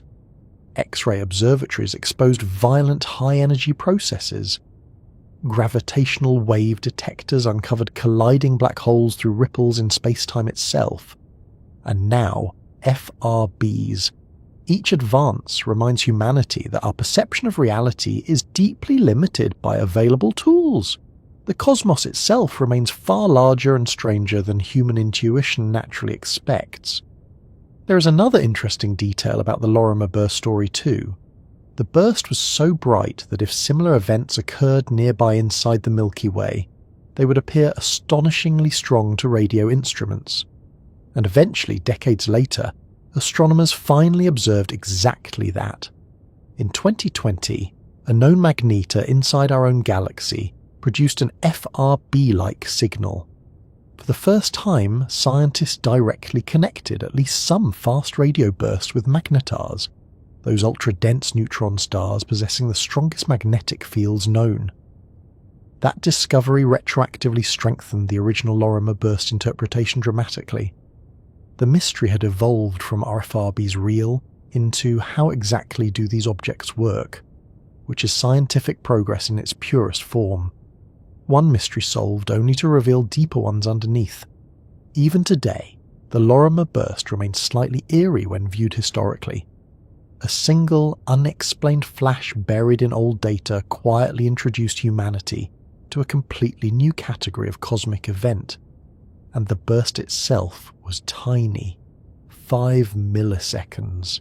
That is what feels almost absurd emotionally. An event lasting shorter than a blink transformed modern astrophysics. Entire observatories now specialize in FRB searches. Thousands of bursts have been detected since then. Machine learning systems scan skies, continuously hunting new signals. Researchers use FRBs to study intergalactic matter, magnetic fields, and extreme astrophysical environments, all because one strange signal refused to behave normally inside archived telescope data. There is something wonderfully understated about that beginning. No dramatic announcement from space, no giant visible explosion overhead, just a brief flicker inside radio noise noticed by careful scientists willing to investigate something unusual instead of dismissing it immediately.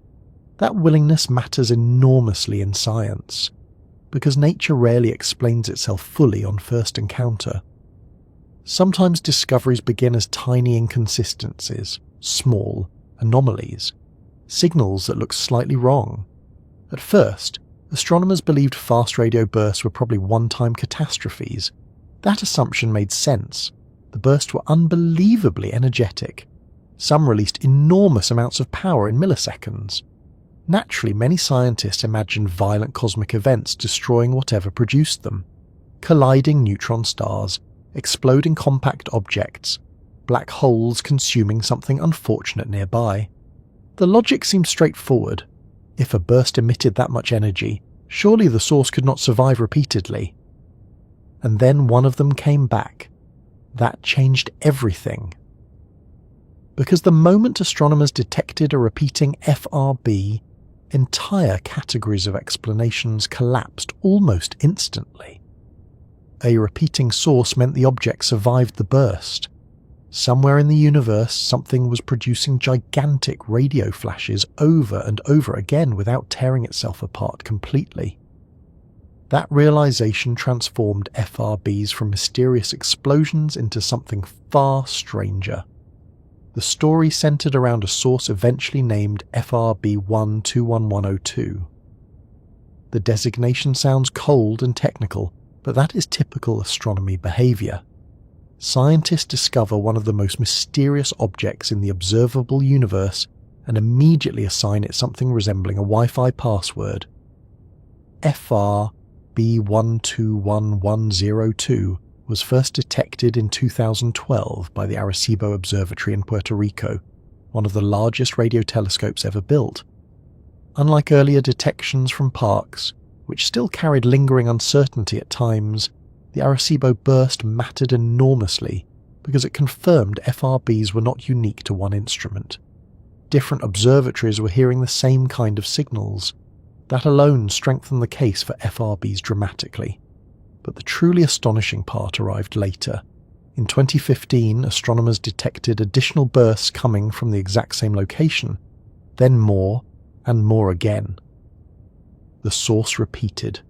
The reaction across astrophysics was immediate.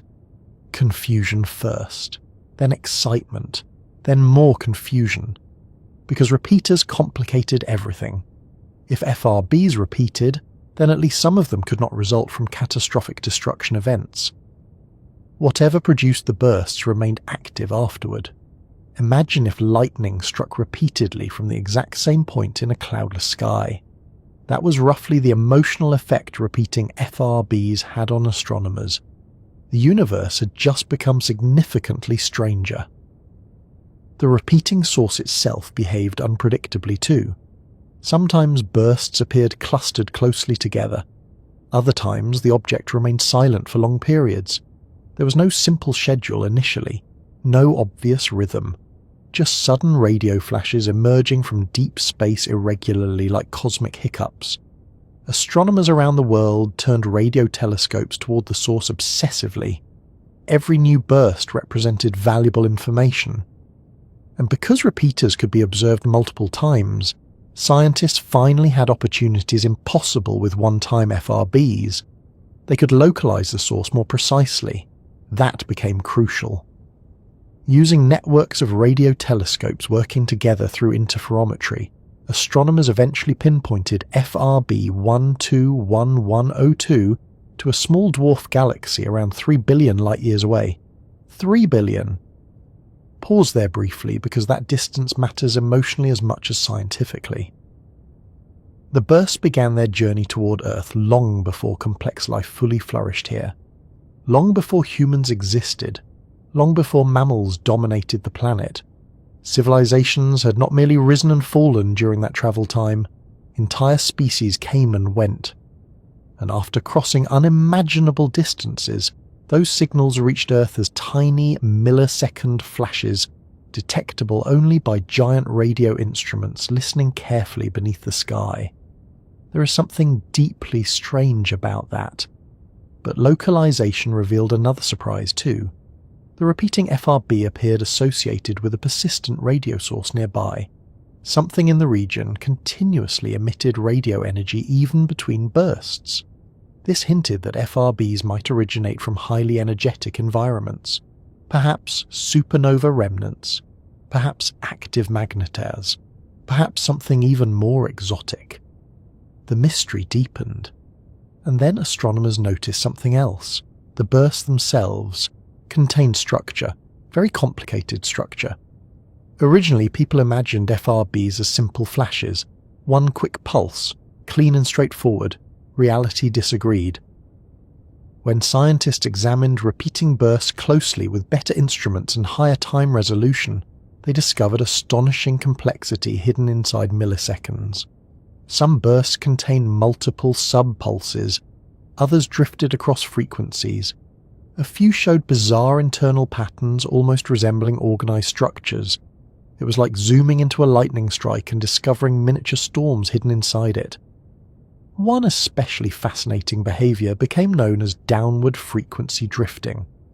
In some repeating FRBs, higher frequencies appeared first while lower frequencies arrived slightly later within the burst itself, not merely because of intergalactic dispersion this time, but due to processes happening near the source. The effect resembled descending musical notes. Naturally, astronomers became obsessed, because patterns imply physics, and physics means clues. Scientists began comparing FRB structures with known astrophysical phenomena. Pulsars, magnetars, plasma interactions, solar flares, shock waves. Nothing matched perfectly. The bursts looked partially familiar yet fundamentally alien at the same time. Repeating FRBs also varied enormously in brightness. Some bursts appeared relatively weak, others became extraordinarily powerful. Sometimes the same source produced wildly different energies over short periods. That inconsistency complicated theoretical models further. Nature refused to behave neatly. Then astronomers discovered additional repeating FRBs, and things became even stranger. Some repeaters followed possible cycles. FRB 180916 displayed a 16-day activity pattern. The source produced bursts during certain periods and remained mostly quiet during others. Another repeater seemed connected to much longer cycles. Suddenly, researchers wondered whether orbital motion played roles somehow. Perhaps FRB sources existed inside binary systems, orbiting companion stars or black holes. Maybe surrounding plasma environments periodically blocked signals. Maybe magnetars rotated through active magnetic phases. Or perhaps entirely different mechanisms created different repeating behaviors. The theories multiplied rapidly. Repeating FRBs effectively shattered the idea that all bursts belonged to one simple category. Instead, astronomers started suspecting an entire population of related phenomena might exist. Some bursts repeat frequently, others rarely, some perhaps never. Some appear inside young star-forming galaxies rich with energetic massive stars. Others emerge from older, quieter environments where young magnetars should not even exist. The universe once again demonstrated its usual preference for complexity over simplicity. One particularly fascinating aspect of repeating FRBs involves polarization. Radio waves can oscillate in specific directions, and astronomers measure this carefully, because polarization reveals information about magnetic fields near the source and along the signal's journey. Some repeaters showed extreme polarization effects, very extreme. The radio waves appeared twisted dramatically while travelling through intensely magnetized environments. This suggested the bursts originated near objects with colossal magnetic fields. Again, magnetars became leading suspects, especially because magnetars themselves already behave like astrophysical nightmares. These are neutron stars with magnetic fields so powerful they distort nearby matter fundamentally. Their surfaces may crack during magnetic rearrangements, releasing enormous energy bursts, and in 2020, astronomers finally observed something extraordinary inside our own galaxy. A magnetar named SGUR 1935+2154 emitted a powerful radio burst resembling FRBs. For the first time, scientists directly connected magnetars with FRB-like behavior observationally, rather than theoretically. That was a major breakthrough, but not a complete solution, because repeating FRBs still display enormous diversity. Some are far more energetic than the galactic magnetar burst. Others exhibit complex structures not fully explained by existing magnetar models, and a few appear in environments difficult to reconcile with young magnetars entirely. Astronomy often works this way. Each discovery answers one question while creating several new ones immediately afterward.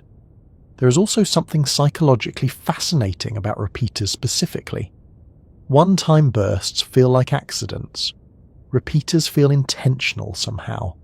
Not literally intentional perhaps, but recurring phenomena naturally trigger pattern recognition in human brains. We instinctively search for rhythm, meaning, and structure. That tendency partly explains why discussions about extraterrestrial intelligence appear constantly around FRBs, despite little evidence supporting such ideas scientifically. Humans hear repeating signals from deep space and immediately become emotionally suggestible. History reinforces this too. When pulsars were first discovered in 1967, their regular pulses seemed so precise that astronomers jokingly labelled them LGM for little green men before neutron star explanations emerged. Repeating FRBs triggered similar emotional reactions in the public imagination. Powerful signals, deep space origins, complex patterns, repeating behaviour. It sounds suspiciously like science fiction. But nature frequently produces phenomena stranger than fiction, without needing intelligent civilizations involved. Pulsars themselves once sounded impossible too. So did black holes. So did gravitational waves. Reality remains perfectly capable of creating bizarre things naturally, and repeating FRBs are certainly bizarre enough already. Another major development came from observing FRBs across broader frequency ranges. Some repeaters emitted bursts spanning huge radio bandwidths, while others behaved differently depending on frequency. This hinted that surrounding plasma environments might shape the signal significantly. Perhaps the bursts themselves begin relatively simply, but become distorted while travelling through magnetized material near the source. Imagine shining a flashlight through turbulent water. The light becomes warped, scattered, stretched. Something similar may happen with FRBs. If true, then the complicated structures astronomers observe partly reflect environments around the sources, rather than only the emission mechanism itself. This possibility excites researchers because it means FRBs can probe otherwise invisible astrophysical regions. The bursts become diagnostic tools, tiny cosmic flashbulbs revealing properties of plasma, magnetic fields, and extreme matter under conditions impossible to reproduce fully on Earth. And the more bursts astronomers collect, the richer the puzzle becomes. Modern observatories now detect repeaters routinely. CHIME alone discovered hundreds of new FRB sources, many repeating unpredictably. Some repeat frequently enough to monitor continuously. Others vanish for months before returning unexpectedly. It almost feels as though the universe enjoys keeping astronomers slightly uncomfortable, which, scientifically speaking, is often productive. The existence of repeaters forced researchers to think more carefully about FRBs fundamentally. Perhaps bursts do not require catastrophic destruction at all. Perhaps they resemble stellar flares or magnetic eruptions instead. Perhaps compact objects store energy gradually before releasing it suddenly under specific conditions, or perhaps multiple classes of FRBs exist simultaneously. That last possibility grows increasingly likely. Astronomy loves categories initially because categories simplify understanding, but reality usually resists neat classification eventually. Stars alone come in enormous varieties, galaxies differ wildly, black holes behave differently depending on environments. Why should FRBs remain simple? Some scientists now suspect repeating FRBs and non-repeating FRBs may represent partially separate phenomena. Others argue they arise from similar objects behaving under different circumstances. The debate continues intensely.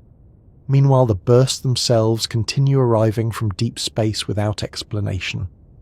Tiny flashes crossing billions of light years, signals hidden inside radio noise carrying clues about some of the most extreme physics in existence. And there is something wonderfully eerie about the fact that repeating FRBs refuse silence entirely. The universe is not merely producing isolated flashes randomly.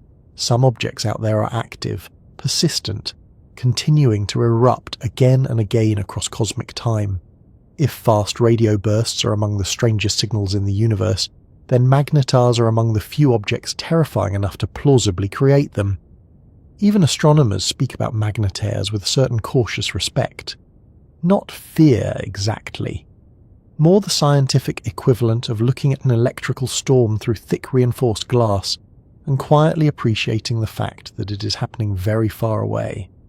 Because magnetars are violent, exceptionally violent, and they exist under physical conditions so extreme that ordinary intuition stops being useful almost immediately. To understand magnetars properly, we first need to begin with neutron stars, because magnetars are essentially neutron stars pushed to horrifying extremes. When massive stars die, they do not simply fade away peacefully. Gravity eventually wins the long battle against fusion occurring inside the stellar core. Once nuclear fuel becomes exhausted, outward pressure weakens, and the core collapses catastrophically under its own weight. The collapse happens astonishingly fast. Imagine compressing something larger than the Sun into the size of a city in less than a second. Matter itself changes form during this process. Electrons and protons crush together into neutrons. The remaining object becomes unimaginably dense. A neutron star contains roughly the mass of the Sun compressed into a sphere only about 20 kilometers wide. That density is difficult to visualize properly. A teaspoon of neutron star material would weigh billions of tons on Earth. Not metaphorically, literally. One spoonful could outweigh mountains.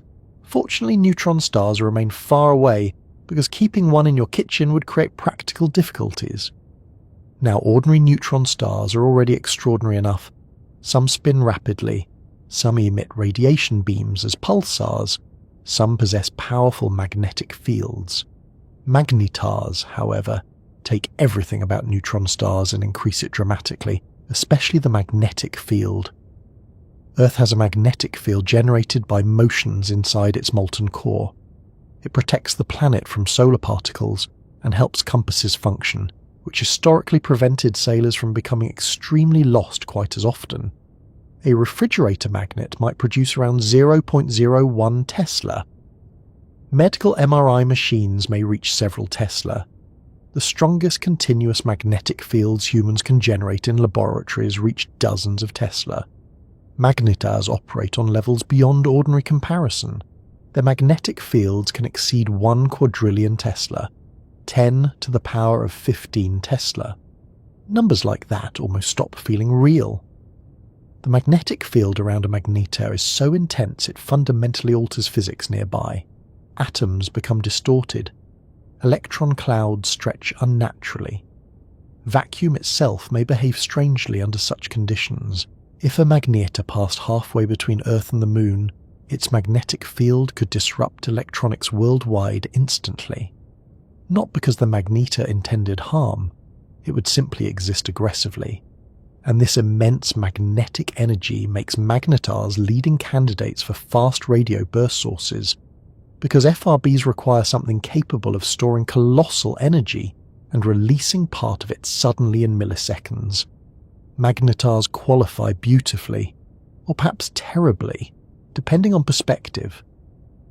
The surfaces of neutron stars are solid crusts floating above interiors composed of matter under impossible pressures. In magnetars, magnetic stresses become so extreme they can fracture this crust suddenly. Scientists call these events starquakes, which sounds oddly harmless considering the scale involved. On Earth, earthquakes release energy through shifting tectonic plates. Magnetar starquakes release magnetic energy vastly exceeding anything our planet can produce naturally. During such events, magnetic fields may rearrange violently, accelerating charged particles to incredible energies.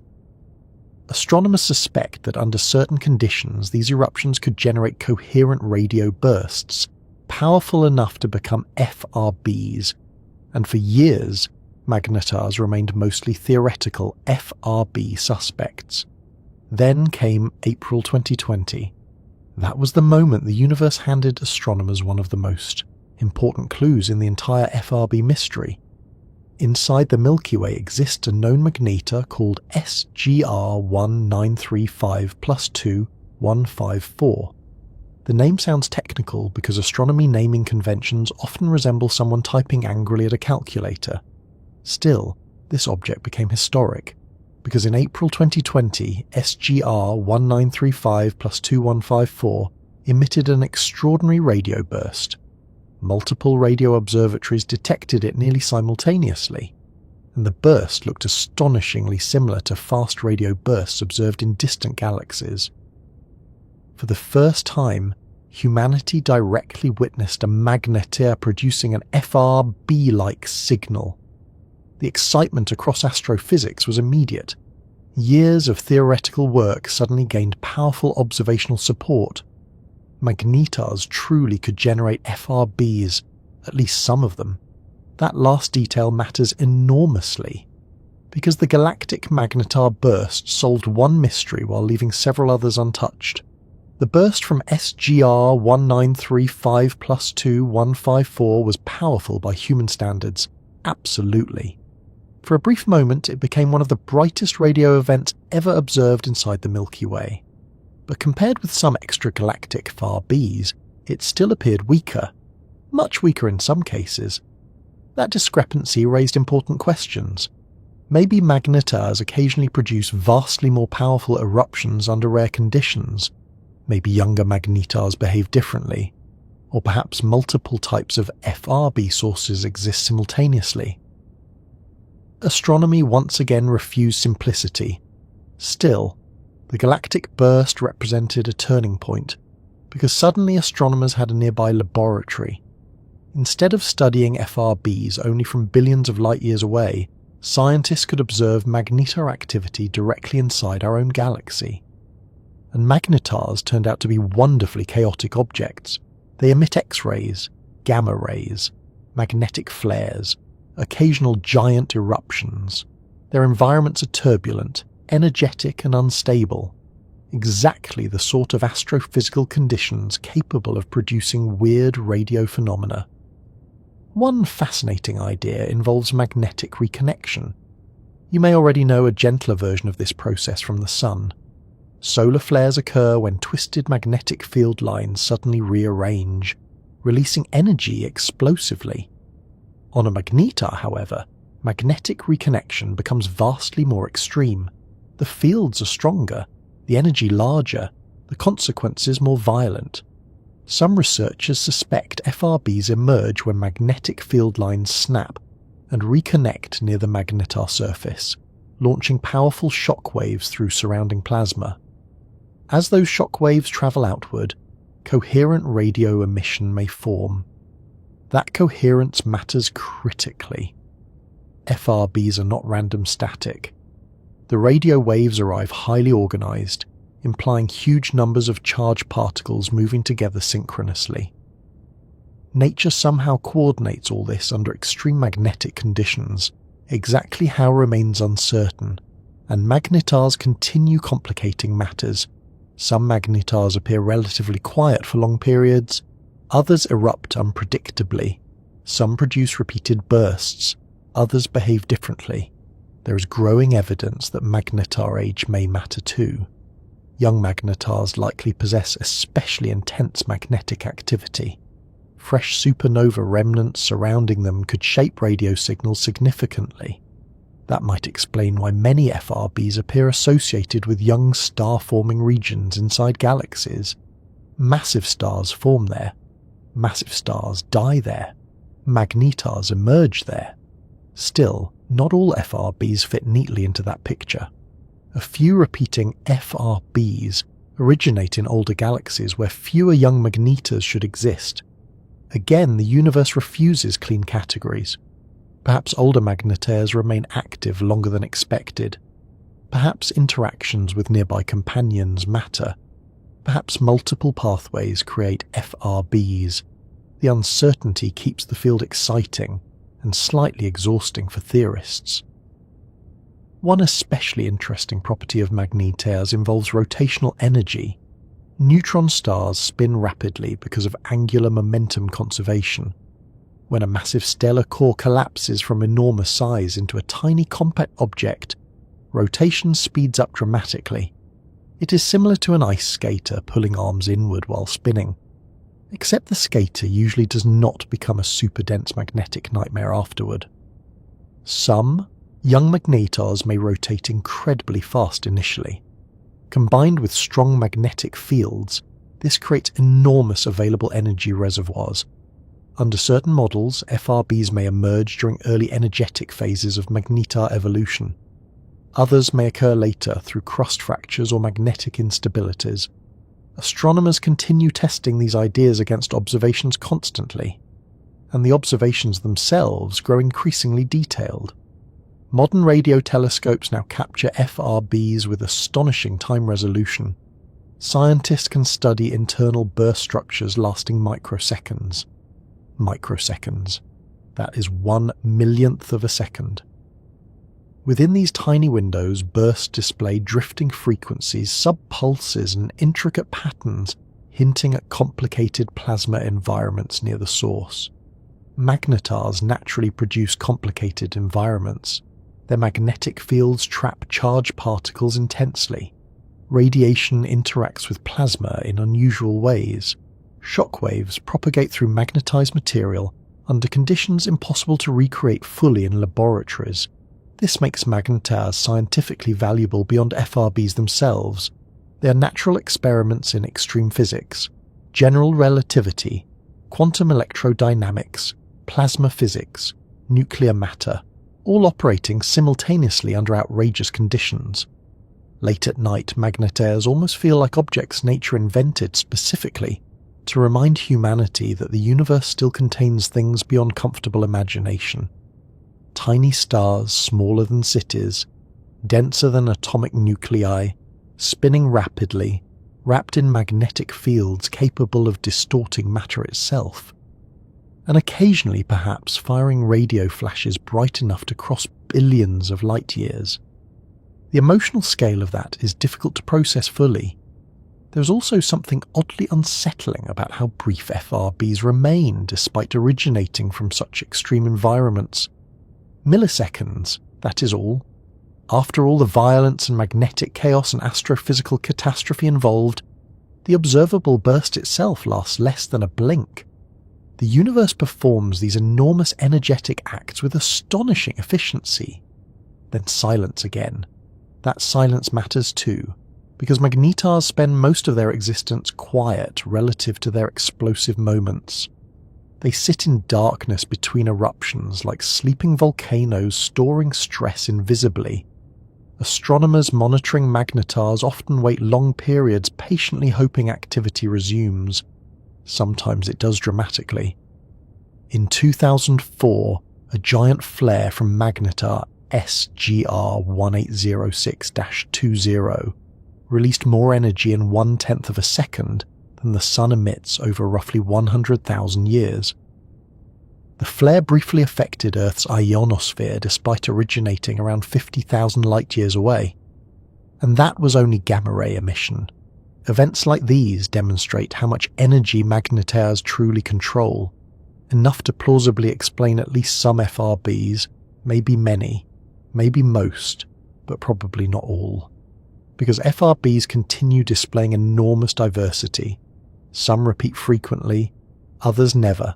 Some emerge from environments strongly supporting magnetar models, others appear more difficult to explain. The field remains open, which is one reason as astronomers remain so fascinated. Science becomes most interesting precisely when evidence points strongly in one direction, while still leaving room for surprise. And magnetars certainly leave room for surprise. There comes a point in astrophysics where ordinary language begins struggling to keep up. Stars exploding still feels understandable somehow.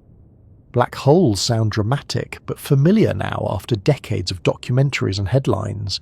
Even neutron stars, absurdly dense as they are, can still be described using comparisons involving mountains and teaspoons and crushed atoms. Magnetars push beyond that comfort zone, because magnetars do not merely possess strong magnetic fields. They exist inside magnetic violence so extreme that matter itself begins behaving differently. And if fast radio bursts truly come from magnetars, then FRBs may represent moments when this magnetic chaos suddenly tears through space in brief catastrophic eruptions. To appreciate how strange that becomes, we need to talk about magnetic fields themselves first. Because on Earth magnetism feels gentle, useful even. Magnets hold notes on refrigerators, compasses point north, MRI machines scan bodies safely while making noises suspiciously similar to robots falling downstairs. Nothing about everyday magnetism prepares humans emotionally for what magnetars are doing. A magnetic field forms whenever electric charges move. Earth's magnetic field comes from molten ions circulating deep inside the core. The Sun's magnetic field emerges from turbulent plasma motions inside the star.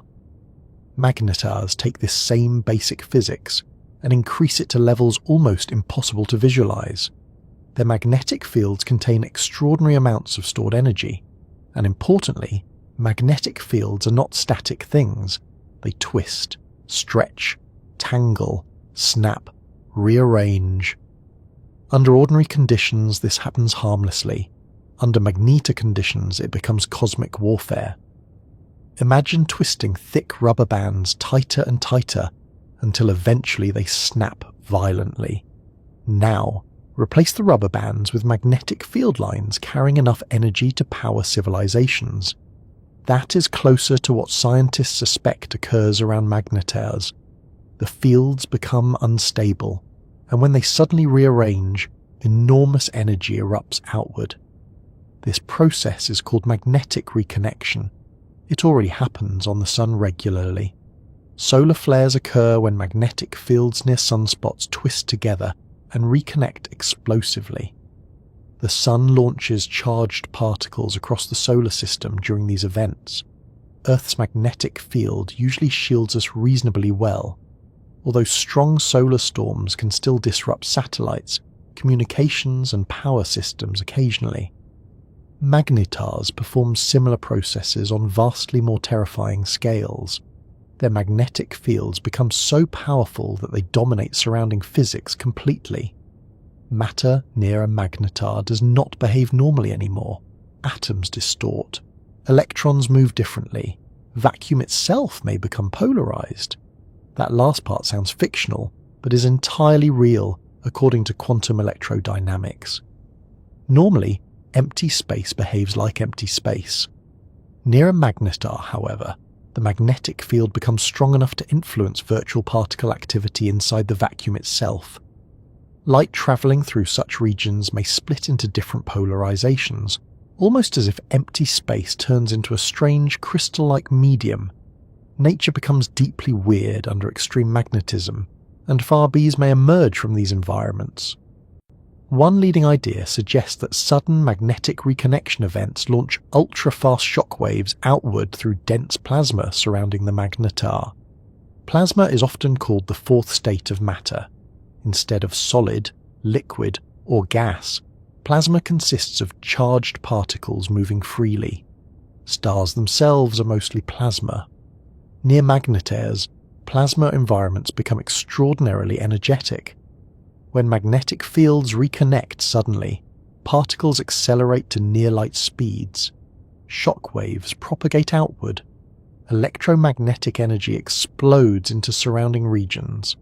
Somehow, under these conditions, coherent radio emission may form. That coherence remains one of the most fascinating parts of the FRB mystery. Ordinary thermal radiation is messy. Particles emit independently in random ways. FRBs are different. Their radio waves arrive highly organized, meaning huge numbers of charged particles emit together in synchronized patterns.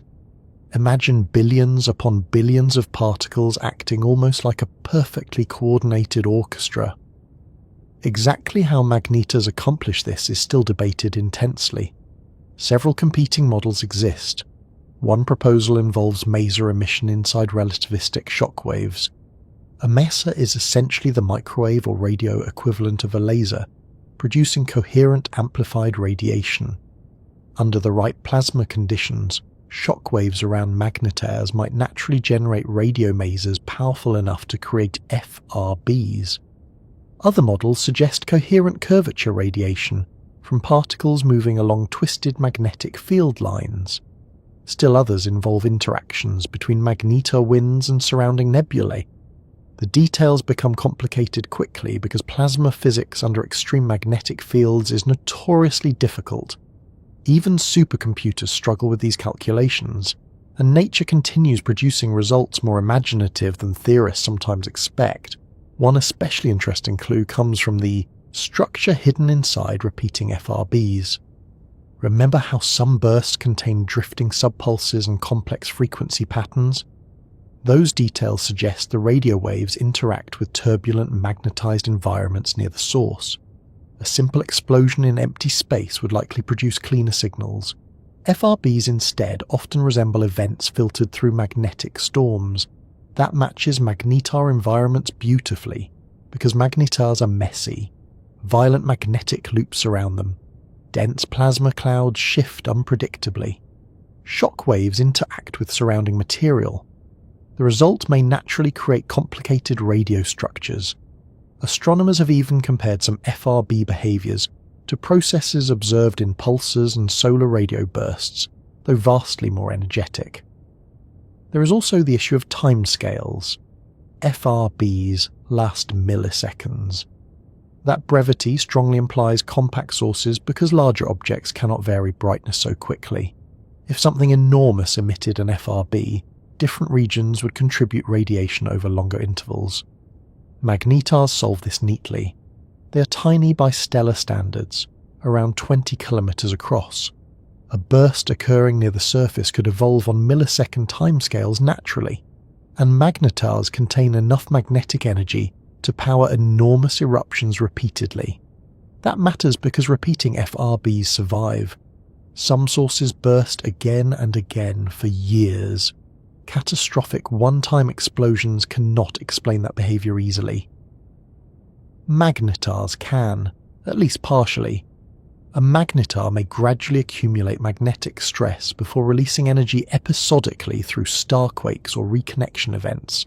Rather than dying during one burst, it remains active, a cosmic pressure cooker venting intermittently. Still, uncertainties remain everywhere. For example, some repeating FRBs display periodic activity cycles. FRB 180916 showed roughly 16-day patterns where bursts appeared during certain intervals before falling silent again. Why? Several possibilities exist. Maybe the magnetar orbits another object, and surrounding plasma blocks burst during parts of the orbit.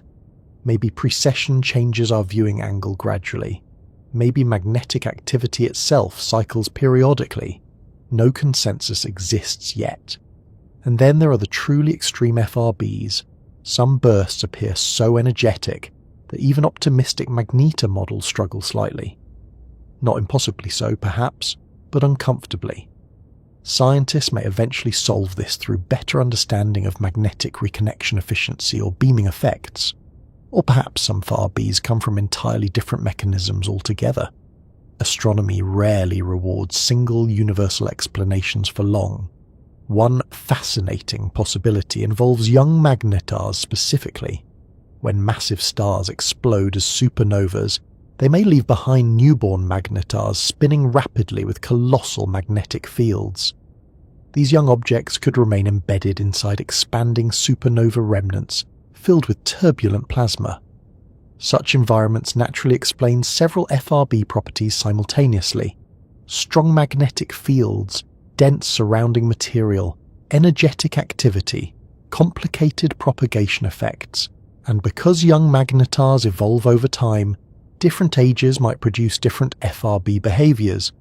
Younger magnetars may erupt more violently, older ones perhaps less frequently. The theory fits many observations reasonably well, but again, not all. There is another deeply strange aspect to magnetars too. Their magnetic fields may physically deform the stars themselves. The crust experiences enormous stress. Magnetic pressure can crack the surface catastrophically during starquakes. Imagine Earth's crust breaking during earthquakes, except now gravity is vastly stronger, matter denser than atomic nuclei, and magnetic fields capable of altering quantum behavior directly. The energy release becomes almost difficult to conceptualize. In 2004, Magnetar SGR 1806-20 produced a giant flare so powerful that it affected Earth's upper atmosphere despite occurring 50,000 light-years away. For a brief moment, the flare released more energy than the Sun emits over roughly 100,000 years, and even that event may still fall short of the most extreme FRBs, which says something remarkable about the violence potentially involved. Yet despite all, this chaos magnetars remain physically tiny. That contrast feels important somehow. Some of the most powerful phenomena in existence originate from objects smaller than cities. The universe repeatedly demonstrates that compactness and density matter enormously. Black holes, neutron stars, magnetars. Extreme physics loves compression, and perhaps FRBs represent moments when magnetic energy compressed under impossible conditions finally erupts outwards suddenly. Tiny flashes carrying evidence of matter operating at the edge of known physics. Late at night, there is something oddly calming about realizing how far beyond ordinary experience the universe truly extends. Human problems feel large because human scales are small. Meanwhile, somewhere in space, magnetars twist themselves into magnetic catastrophes, powerful enough to distort surrounding plasma, accelerate particles near light speed, and launch radio bursts across galaxies. Reality remains gloriously excessive, and still, magnetars may not even represent the final answer. Some FRBs emerge from environments difficult to reconcile with young magnetars. Others show behaviors current models struggle to reproduce naturally. Science continues because uncertainty remains. That uncertainty is not failure, it is invitation. The universe keeps offering clues while withholding complete explanations, and magnetars stand at the center of that puzzle currently. Violent stellar corpses wrapped in magnetic fields so intense they barely resemble ordinary matter anymore. Every fast radio burst detected on Earth has already survived an impossible journey. That is easy to forget sometimes because astronomers often focus on the source itself: magnetas, neutron stars, extreme magnetic fields, violent eruptions, all fascinating things. But the signal's journey may be just as extraordinary as the object creating it. Because after an FRB explodes outward into space, it does not simply arrive neatly at Earth moments later. It travels, for millions of years sometimes, often billions, across distances so enormous that human history becomes microscopic by comparison. And somehow, after all that time and space and cosmic interference, the signal still reaches our telescopes clearly enough for scientists to study. That alone feels remarkable. Imagine whispering something on one side of an ocean and having someone hear it perfectly on the other side after centuries of storms. FRBs perform cosmic versions of that constantly. To understand how astonishing this really is, we need to begin with one of the strangest facts about the universe itself. Space is not empty. At least not truly. Movies often portray outer space as perfect vacuum, endless black nothingness stretching between stars and galaxies. In reality, even the emptiest regions contain scattered particles drifting through the cosmos. Tiny amounts of gas, electrons, plasma, magnetic fields, dust. The universe is thinly populated almost everywhere, but not completely empty. And over billions of light years, even tiny amounts of material begin to matter. When an FRB erupts from its source, radio waves spread outward in all directions at the speed of light. C is approximately 3 times 10 to the power of 8 meters per second. That speed sounds enormous because it is enormous. Light can circle Earth more than 7 times in 1 second. It reaches the moon in about 1.3 seconds. Sunlight arrives at Earth in roughly 8 minutes, but cosmic distances are so absurdly large that even light begins feeling slow eventually. The nearest star beyond the Sun sits over 4 light-years away. The Milky Way spans around 100,000 light-years, and many FRBs originate billions of light-years from Earth. That means some burst began travelling before multicellular life became common here, before dinosaurs, before forests, possibly before Earth itself looked remotely recognisable. While the signal travels, it crosses vast stretches of intergalactic space filled with extremely thin plasma, and this plasma leaves fingerprints on the burst. One of the most important effects is called dispersion. Dispersion became crucial in FRB science almost immediately, because it provided the first major clue that these signals originated far beyond the Milky Way. The basic idea is surprisingly intuitive. Different radio frequencies travel slightly differently through ionized material. Higher frequencies move more easily. Lower frequencies become delayed slightly during the journey. As a result, when an FRB reaches Earth, the highest frequencies arrive first while lower frequencies trail behind. The burst becomes stretched across time. It is a little like runners separating during a marathon.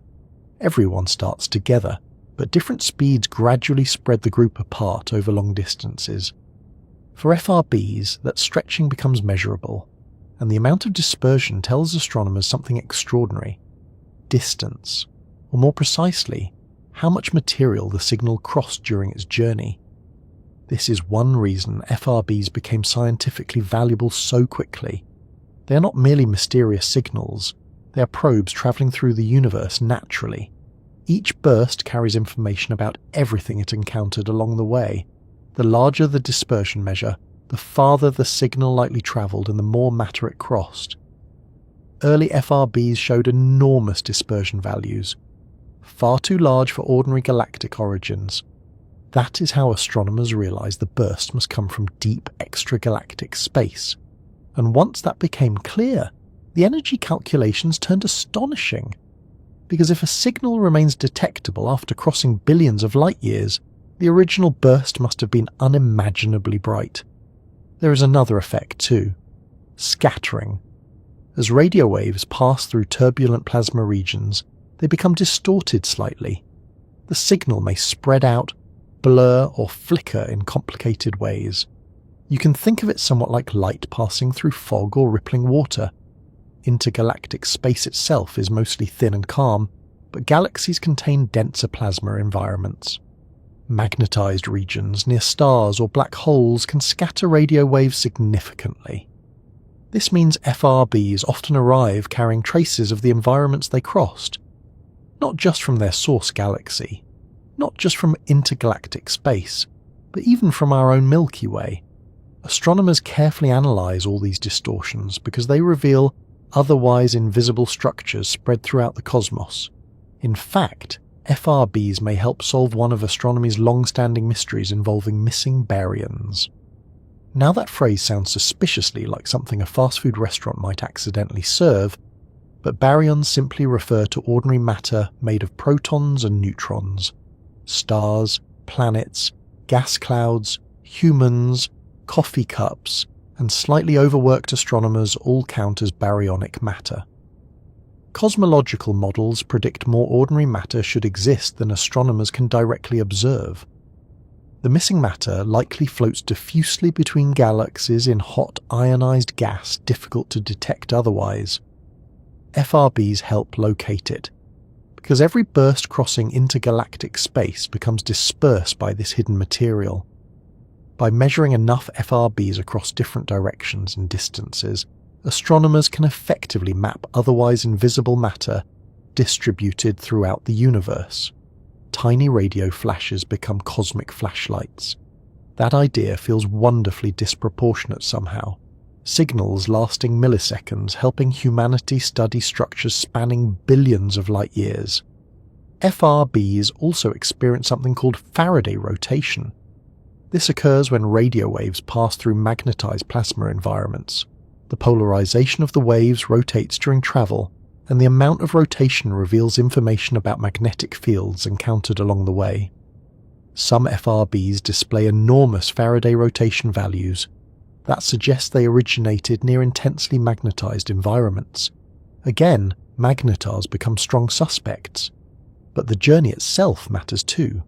Every galaxy crossed, every plasma cloud traversed, every magnetic field encountered leaves subtle marks on the signal. The universe writes on these bursts during transit, and astronomers are learning how to read the handwriting. One especially fascinating aspect of FRB travel involves cosmic expansion. The universe itself expands continuously.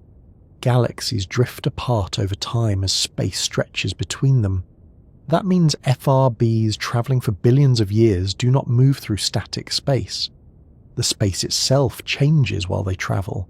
As a result, the bursts become redshifted.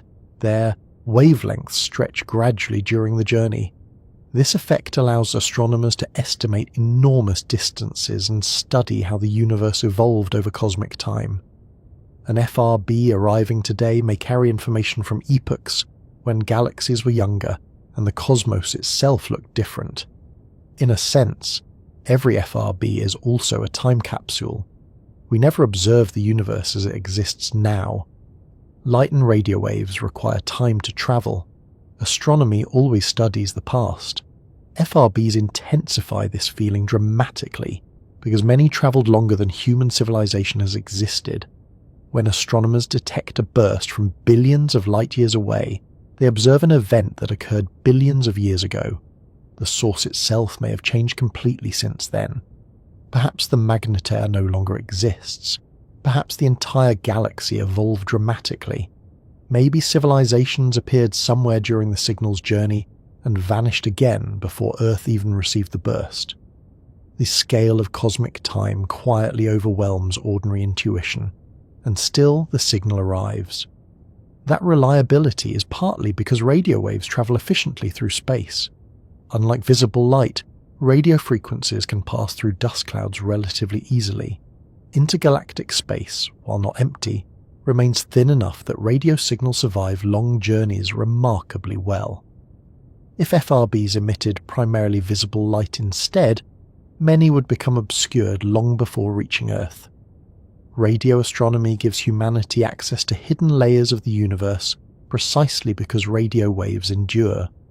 There's also something strangely emotional about imagining these journeys physically. Picture a burst erupting near a distant magnetar. The radio waves explode outward across the host galaxy. They pass stars and nebulae, cross galactic halos, escape into intergalactic darkness. Then for billions of years the signal travels through expanding space completely alone. No sound, no interruption, just electromagnetic waves moving steadily across unimaginable emptiness. Eventually the Milky Way drifts into the signal's path. The burst enters our galaxy, crosses diffuse plasma between the stars, passes silently through Earth's atmosphere, strikes a radio telescope, and for less than a heartbeat, humanity notices it. There is something deeply beautiful about that sequence, a tiny connection formed briefly across billions of years and billions of light years. And despite all the distance involved, FRBs remain astonishingly precise scientifically. Modern telescopes can localize some bursts to specific galaxies with incredible accuracy. Arrays like CHIME, ASCAP, and the Deep Synoptic Array now detect FRBs routinely and trace them back to host environments across the observable universe.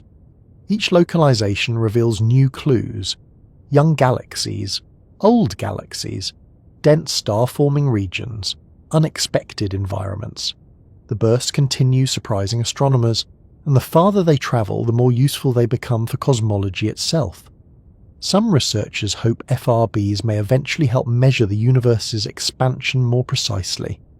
Others want to use them for mapping cosmic magnetic fields or studying intergalactic turbulence. A few even speculate FRBs could become tools for probing dark matter indirectly, if certain interactions affect radio propagation subtly. The possibilities keep growing, which is fitting, because FRBs themselves spent most of cosmic history unnoticed. Signals crossing the universe silently while humanity evolved from simple organisms into a technological civilization capable of hearing them. Late at night, there is something calming about realizing how temporary our perspective really is. Human lives feel long from the inside, but compared with FRB journeys, entire civilizations become brief flickers. These bursts began travelling long before our species understood stars at all, and long after current cities vanish someday, radio waves from distant galaxies will still continue crossing intergalactic darkness patiently. The universe operates on scales far larger than human urgency, and somehow, despite all the chaos and distance involved, tiny millisecond signals still find their way here. One of the strangest things about fast radio bursts is that astronomers became excited about them even before understanding what they actually are. Usually science works the other way around. First, researchers identify an object, then they study it carefully. Eventually, practical uses emerge afterward. FRB skipped several steps in that process. The signals arrived so unexpectedly and carried such unusual properties that scientists quickly realized they might become incredibly useful long before the mystery itself was solved. And in astronomy, usefulness often matters just as much as explanation, because the universe contains enormous things humanity still cannot see directly, not because they are invisible in some magical sense, but because they are too thin, too diffuse, or too distant for ordinary observation methods. FRBs may help change that.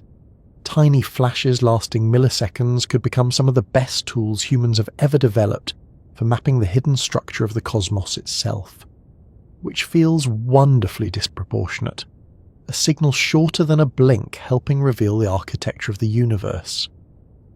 To understand why FRBs became so valuable scientifically, we need to return to dispersion again. That effect turned out to be far more important than astronomers initially realized. Remember, radio waves traveling through ionized material become stretched because lower frequencies slow slightly relative to higher frequencies. The amount of stretching depends on how much plasma the signal crosses. That means every FRB carries a built-in record of the invisible matter encountered during its journey. And because many FRBs travel across billions of light years, they pass through enormous amounts of intergalactic space. That is where things become fascinating. Most ordinary matter in the universe does not exist inside stars. That surprises people sometimes because stars dominate astronomy visually. They're bright, dramatic, and emotionally persuasive. But stars actually account for only a small fraction of ordinary matter overall. Much of the universe's normal material drifts thinly between galaxies. Hot gas, diffuse plasma, extremely sparse particles scattered across cosmic voids. And for decades, astronomers struggled to detect all of it directly. This became known as the missing baryon problem. Again, baryons simply means ordinary matter built from protons and neutrons. Humans are baryons, planets are baryons, sandwiches are baryons. The universe appears strongly committed to baryons generally. According to cosmological models and observations of the early universe, a certain amount of ordinary matter should exist today. But when astronomers counted stars, galaxies, and observable gas clouds, a significant fraction appeared missing. Not dark matter, ordinary matter, just hidden somehow. Researchers suspected the missing material existed in diffuse intergalactic plasma too faint and spread out to observe easily. FRBs suddenly provided a way to detect it. Every burst crossing intergalactic space becomes dispersed by this hidden plasma. The farther the signal travels and the more matter it encounters, the larger the dispersion measure becomes. So by studying FRBs from many different distances and directions, astronomers can estimate how much material exists between galaxies. It is a little like shining flashlights through fog at night. By observing how the beams become distorted, you can estimate the thickness and structure of the fog itself. FRBs perform cosmic versions of this naturally, except the flashlight is a millisecond radio burst from another galaxy, and the fog spans billions of light years. One especially important breakthrough came in 2020, when astronomers successfully used FRBs to locate significant portions of the universe's missing baryonic matter. The results strongly supported the idea that much ordinary matter exists spread thinly throughout intergalactic space exactly as predicted. That was a huge success for cosmology. Tiny radio flashes had helped solve a major large-scale cosmic mystery. There is something deeply satisfying about that scientifically. The universe often hides enormous truths inside very small clues, but FRBs can reveal much more than missing matter. They also help astronomers study cosmic magnetic fields. Magnetic fields exist everywhere in the universe, around stars, inside galaxies, between galaxies, around black holes, across clusters of galaxies. Yet magnetic fields are notoriously difficult to map directly because they are invisible themselves. Scientists usually infer their existence indirectly through effects on charged particles or electromagnetic waves.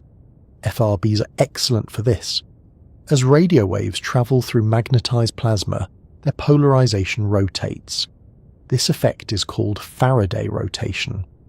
The stronger the magnetic fields and denser the plasma, the larger the rotation becomes. By measuring polarization changes carefully, astronomers can estimate magnetic conditions along the FRB's path. This allows researchers to probe environments impossible to study otherwise. Some FRBs show enormous Faraday rotation values, suggesting they originate near intensely magnetized objects such as magnetars or active galactic environments. Others appear relatively calm. Each burst becomes a diagnostic tool, a tiny probe launched accidentally by the universe itself. FRBs may even help map the cosmic web. Now, the cosmic web is one of the most beautiful large-scale structures in astronomy, although beautiful here mostly means astonishingly gigantic and faint. Galaxies are not distributed randomly through space. Instead, they form enormous filaments stretching across the universe like strands of an immense three-dimensional network. Between these filaments lie vast cosmic voids where relatively little matter exists. The structure resembles foam or spiderwebs on unimaginable scales. Most of the ordinary matter in the universe likely traces these filaments, but directly observing the gas inside them remains difficult because it is thin and dim. FRBs crossing the cosmic web become dispersed differently, depending on how much material they encounter along various paths. By collecting thousands or eventually millions of FRB observations, astronomers may build increasingly detailed maps of matter distribution throughout the observable universe. In other words, FRBs may allow humanity to illuminate the invisible scaffolding holding galaxies together across cosmic distances, and the bursts accomplish this while lasting milliseconds. That still feels wonderfully excessive somehow. The universe loves hiding enormous significance inside tiny events. There are even more ambitious possibilities too. Some scientists hope FRBs might eventually improve measurements of cosmic expansion itself. Because the universe expands continuously, galaxies drift apart over time. Understanding exactly how fast this expansion occurs matters enormously for cosmology. Different measurement techniques currently produce slightly conflicting answers for the expansion rate, a disagreement known as the Hubble tension. FRBs might help resolve some of these uncertainties eventually by providing independent distance measurements across vast cosmic scales. That possibility excites researchers tremendously, because the Hubble tension may hint at new physics hidden inside cosmology itself. Again, FRBs become tools before becoming fully understood objects. Astronomy sometimes works beautifully that way. There is another reason FRBs are useful too. They are everywhere, or at least surprisingly common. Once instruments improved enough, astronomers realized the universe likely produces thousands of FRBs every day across the observable cosmos. Most go undetected simply because telescopes are not looking in the right direction at the right moment, but future observatories may detect enormous numbers continuously. Projects like CHIME already revolutionized the field by discovering huge populations of bursts rapidly. Future instruments such as the Square Kilometre Array could transform FRB science even further. Imagine a future cosmic weather map built partly from FRBs. Tiny signals tracing hidden plasma, measuring magnetic fields, revealing galaxy halos, illuminating intergalactic structure, all from millisecond radio flashes crossing billions of light years. One particularly interesting development involves localized FRBs. When astronomers pinpoint bursts precisely to specific galaxies, they gain enormous additional information. They can compare dispersion measures with galaxy distances directly. They can study host galaxy environments. They can estimate how much material exists between Earth and the source more accurately. This turns FRBs into precise cosmological rulers of sorts. Each localized burst becomes another probe through the invisible universe, and the environments themselves often surprise scientists. Some FRBs originate in young star-forming galaxies filled with energetic stellar activity. Others emerge from older, quieter galaxies. Some repeat frequently, others never. This diversity suggests FRBs may arise from multiple astrophysical pathways simultaneously, but regardless of their origins, the signals remain scientifically valuable because of the journeys they undertake. Every FRB crossing intergalactic space gathers information naturally along the route. In some ways, the universe performs the experiment for us. Humanity merely listens carefully afterward. There is something emotionally beautiful about that arrangement. Astronomers do not need to build giant probes capable of travelling billions of light years. The cosmos already sends signals through itself constantly. FRBs become messengers carrying environmental information across impossible distances. And because the signals are so bright in radio wavelengths, they survive journeys many other forms of radiation could not. Visible light gets blocked by dust more easily. X-rays require special energetic environments, but radio waves travel efficiently through much of space. That durability makes FRBs exceptionally useful for cosmological studies. Some researchers even wonder whether FRBs might help study dark matter indirectly someday. Dark matter itself remains invisible because it does not interact with light normally. Scientists infer its existence through gravity. Still, if dark matter affects plasma distributions or electromagnetic propagation subtly under certain conditions, huge FRB datasets might eventually reveal patterns impossible to detect otherwise. That remains speculative for now. But FRB science is still young, very young. Humanity discovered the first FRB only in 2007. Compared with centuries of optical astronomy, the field barely exists yet historically. And already these bursts are helping solve major cosmological problems. That fact alone suggests the next few decades may become extraordinary. Because every improvement in observation technology reveals new layers of complexity.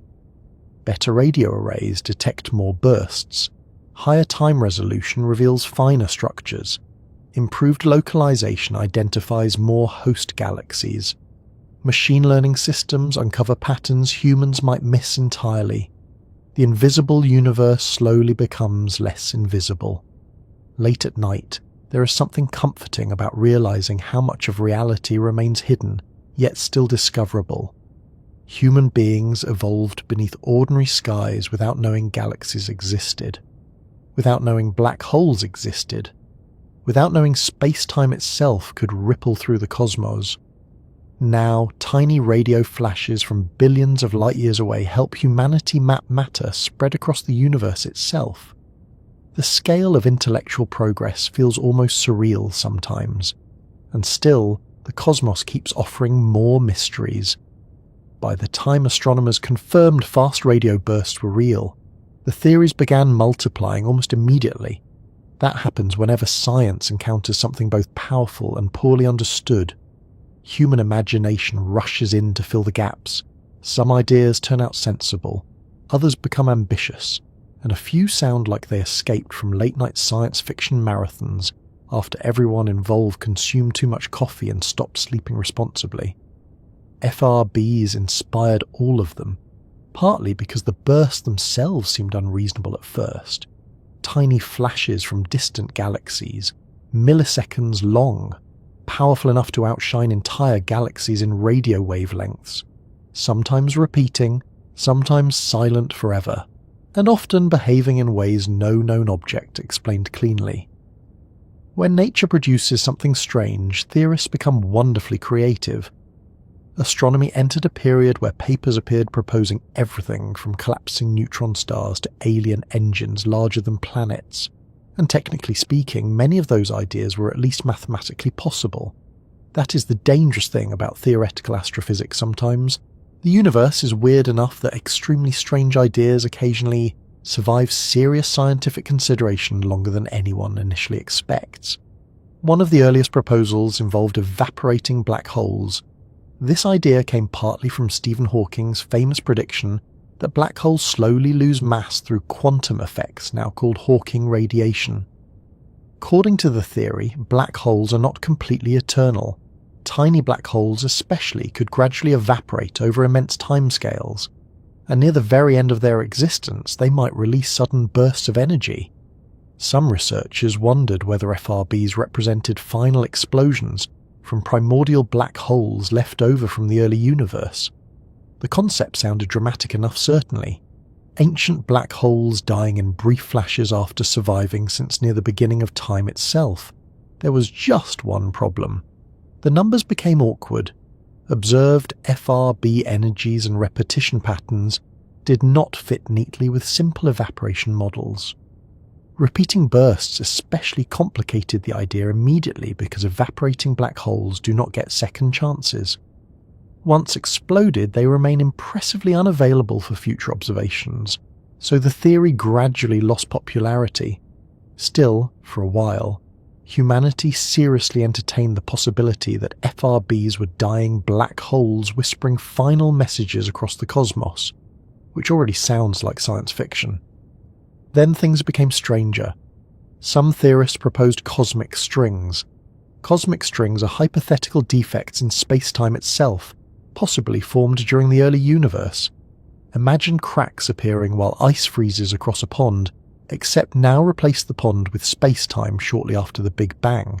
These objects, if they exist, would contain extraordinary energy. Tiny segments vibrating or colliding might release bursts detectable across the universe.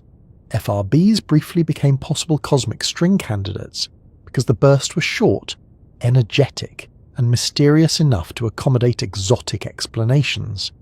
The universe, after all, contains many things once considered absurd. Black holes sounded ridiculous initially. So did neutron stars. So did expanding space-time. Astronomers try to remain careful about dismissing weird possibilities too quickly. Reality has embarrassed scientific certainty many times before. Still, cosmic strings remain speculative. No direct evidence confirms their existence currently, and FRBs increasingly appeared linked with magnetar-like environments observationally. The theory faded somewhat, though not completely. There are always physicists somewhere quietly keeping strange ideas alive just in case the universe decides to become even less reasonable later. Then came the extraterrestrial civilization theories. These received enormous public attention for obvious reasons. Mysterious repeating radio bursts from deep space naturally trigger human imagination almost automatically. History prepared us for this reaction too. When pulsars were discovered in 1967, astronomers jokingly labelled them LGM for little green men because the signals seemed unnervingly regular at first. FRBs produce similar emotional responses, especially repeaters. A signal repeating from deep space sounds suspiciously intentional to human brains even when it probably is not. One particularly famous proposal came from Harvard astronomer Avi Loeb and Manasvi Lingam, who explored whether FRBs could theoretically originate from giant artificial transmitters. Importantly, they did not claim FRBs actually were alien technology. That distinction often disappears online immediately afterward, unfortunately. Instead, they examined whether the energy requirements might allow advanced civilizations to generate such signals intentionally. The hypothetical concept involved enormous beamed energy systems, perhaps used for powering light sails or interstellar spacecraft. Under this scenario, FRBs might represent leakage from gigantic energy infrastructures. The scale required was extraordinary. Planet-sized transmitters, immense power generation, civilizations far beyond current human capability. And again, the paper did not argue this explanation was likely, only physically conceivable. Still, once alien megastructures enter public discussion, subtle nuance tends to die very quickly. Suddenly headlines everywhere announced possible alien origins for FRBs. Astronomers everywhere sighed collectively. Because science communication becomes complicated whenever extraterrestrials appear. Most researchers remain cautious about alien explanations, not because intelligent life elsewhere seems impossible, but because nature consistently produces strange natural phenomena without needing civilizations involved. Pulsars once seemed artificial, quasars once seemed impossible, gamma-ray bursts once baffled astronomers too.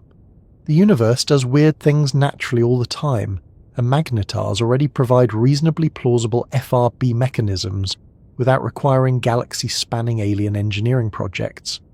Still, the alien theory persists culturally because FRBs feel emotionally uncanny. Brief repeating signals from deep space naturally resemble the sort of thing humans expect intelligent civilizations might produce, especially late at night when imagination becomes more active and rational, skepticism slightly sleepier. There were even proposals involving dark matter interactions. Dark matter remains one of the greatest unsolved mysteries in physics. Scientists know it exists gravitationally because galaxies rotate too quickly, and large-scale cosmic structures behave strangely otherwise. But nobody knows exactly what dark matter is. Some theorists wondered whether interactions between dark matter clumps and neutron stars might trigger FRB-like events. Others proposed axions, hypothetical particles possibly related to dark matter, converting into radio waves near strong magnetic fields. These ideas remain speculative but scientifically interesting because FRBs involve conditions extreme enough to probe unusual physics. That is part of what makes them so exciting theoretically. They operate near the edges of known astrophysics. And whenever science reaches boundaries like that, new possibilities emerge naturally.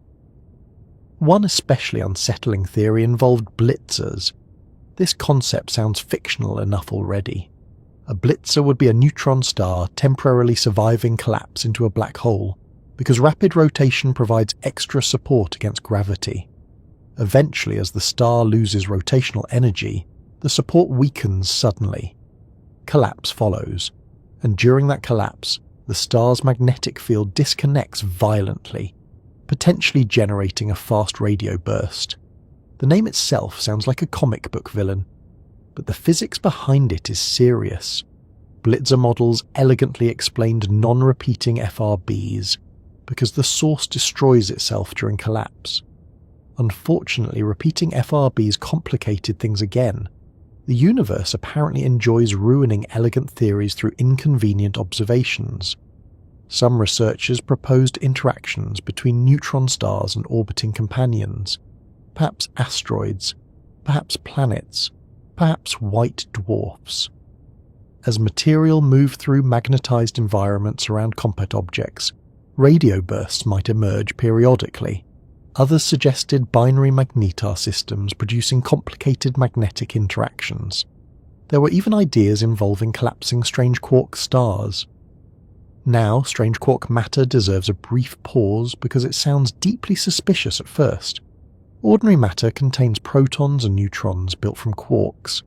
Under sufficiently extreme densities, theorists speculate matter might transition into exotic states involving free quarks moving collectively. Hypothetical strange quark stars could consist of this ultra-dense exotic matter, and if such objects exist, perhaps they generate unusual radio bursts under catastrophic conditions. Again, FRBs became magnets for speculative physics, because the observations were so difficult to explain neatly. Even now, despite growing evidence supporting magnetars strongly, theorists continue exploring alternatives because several FRB properties remain puzzling. For example, some repeating FRBs display periodic activity cycles. Why? Some bursts exhibit incredibly complex frequency structures.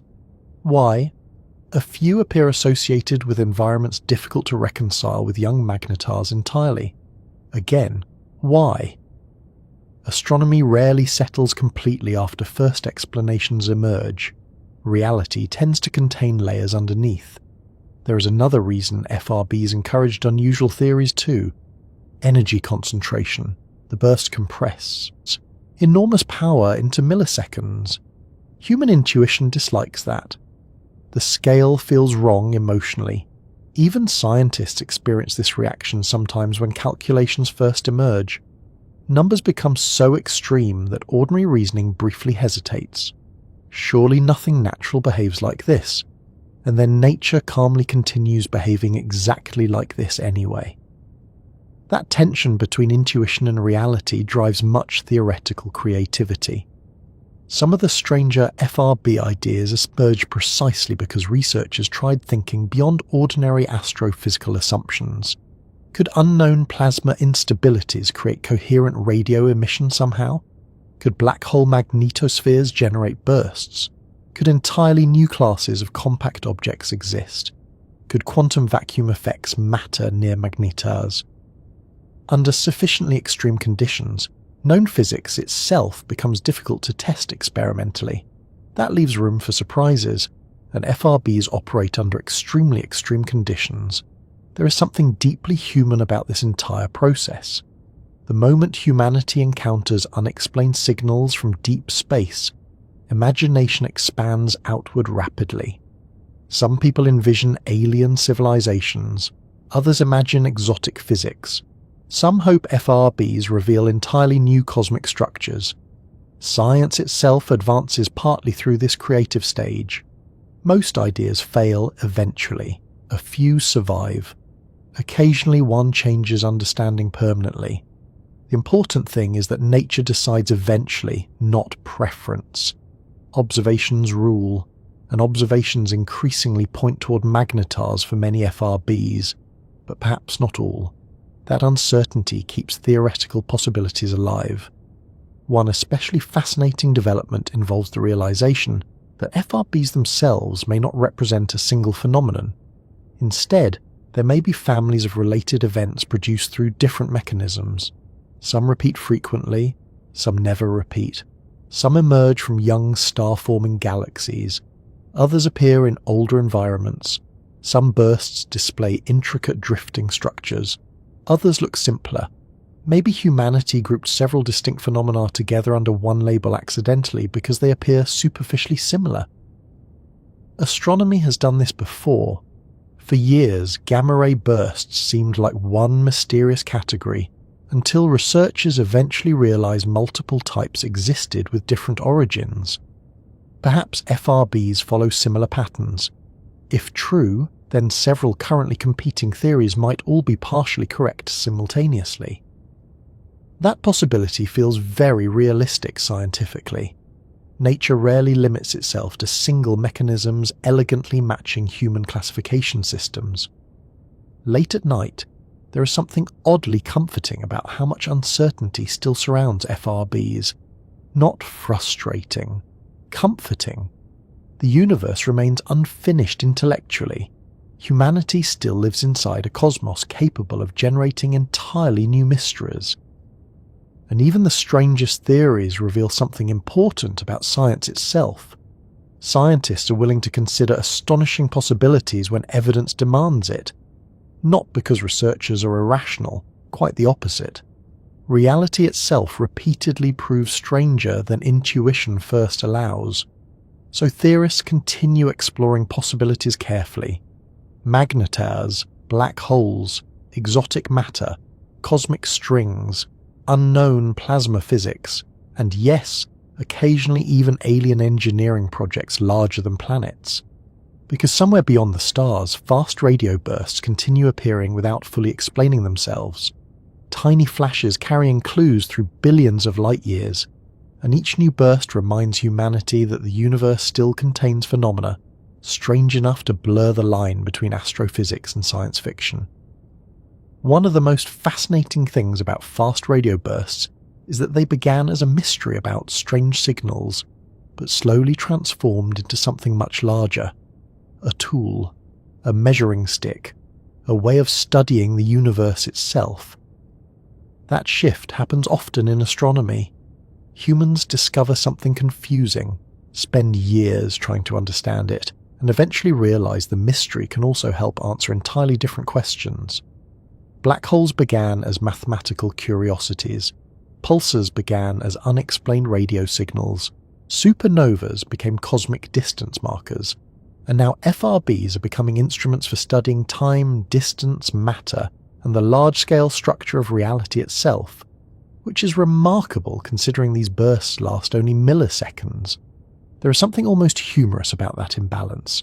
Human civilization built giant radio observatories across deserts and mountains, connected them to supercomputers, trained machine learning systems to search for invisible flashes from deep space, and after all that effort, the signals themselves still vanish faster than a blink.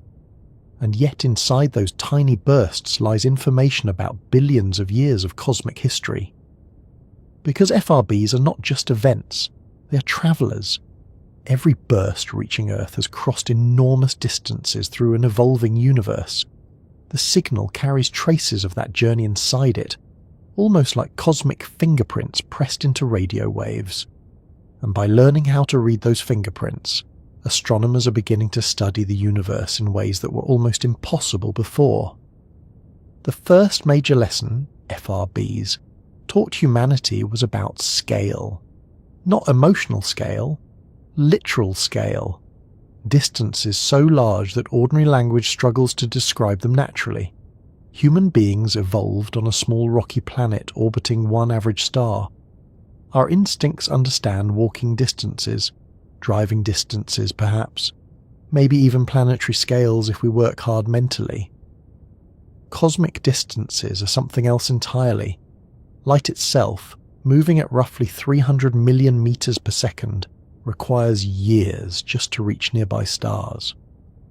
c is approximately 3 times 10 to the power of 8 meters per second, and many FRBs travel not for years, not for centuries, but for billions of years before arriving at Earth. That means every FRB is ancient. When astronomers detect a burst tonight, the event itself may have happened before complex animals existed here. Some FRBs began travelling long before dinosaurs. Others started their journeys before Earth looked remotely familiar. The burst itself may have crossed the universe while continents drifted, species evolved, and civilizations rose and vanished entirely. And after all that time, the signal arrives at a radio telescope for a few milliseconds. Then it disappears forever. There is something deeply strange about that sequence emotionally. Humans usually experience time locally. Minutes feel real. Days feel meaningful. Years feel long. The universe barely notices years. FRBs quietly force astronomers to think in cosmic time instead. A signal travelling for billions of years becomes a message from a completely different epoch of the universe. Because the cosmos itself changes over time. Galaxies evolve, stars die, new stars form, black holes grow, space expands continuously. That last part matters enormously. The universe is not static. Ever since the Big Bang, space itself has been stretching. Galaxies drift apart not because they move through space like airplanes across skies, but because the space between them expands. This means FRBs travel through a changing universe during their journey. And because of that expansion, the bursts become red-shifted. Their wavelengths stretch gradually while crossing cosmic distances. This effect allows astronomers to estimate distances and study how the universe evolved over time. In a sense, every FRB becomes a probe of cosmic history. The farther away the source, the farther back in time humanity sees. Astronomy always works this way technically. Looking into space means looking into the past because light requires time to travel. But FRBs intensify this feeling dramatically because the distances involved are so extreme. The signals become reminders that human civilization occupies only a tiny fraction of cosmic history. Late at night, that realization can feel oddly calming. Many everyday worries depend on the illusion that the present moment is enormous. The universe gently disagrees, and yet, despite those impossible distances, FRBs still remain detectable. That alone reveals something important about the structure of the cosmos, because the signals survive. They cross billions of light years through intergalactic plasma, magnetic fields, galaxy halos, and expanding space-time itself while preserving enough information for astronomers to analyze afterward. That survival allows scientists to measure invisible matter spread throughout the universe. Remember the missing baryon problem from earlier. Astronomers knew ordinary matter should exist in larger quantities than observations directly revealed. Much of it likely floated diffusely between galaxies in thin hot plasma. FRBs solved part of that mystery beautifully. Every burst becomes dispersed while travelling through ionized matter. Lower frequencies slow slightly relative to higher frequencies, stretching the signal in measurable ways.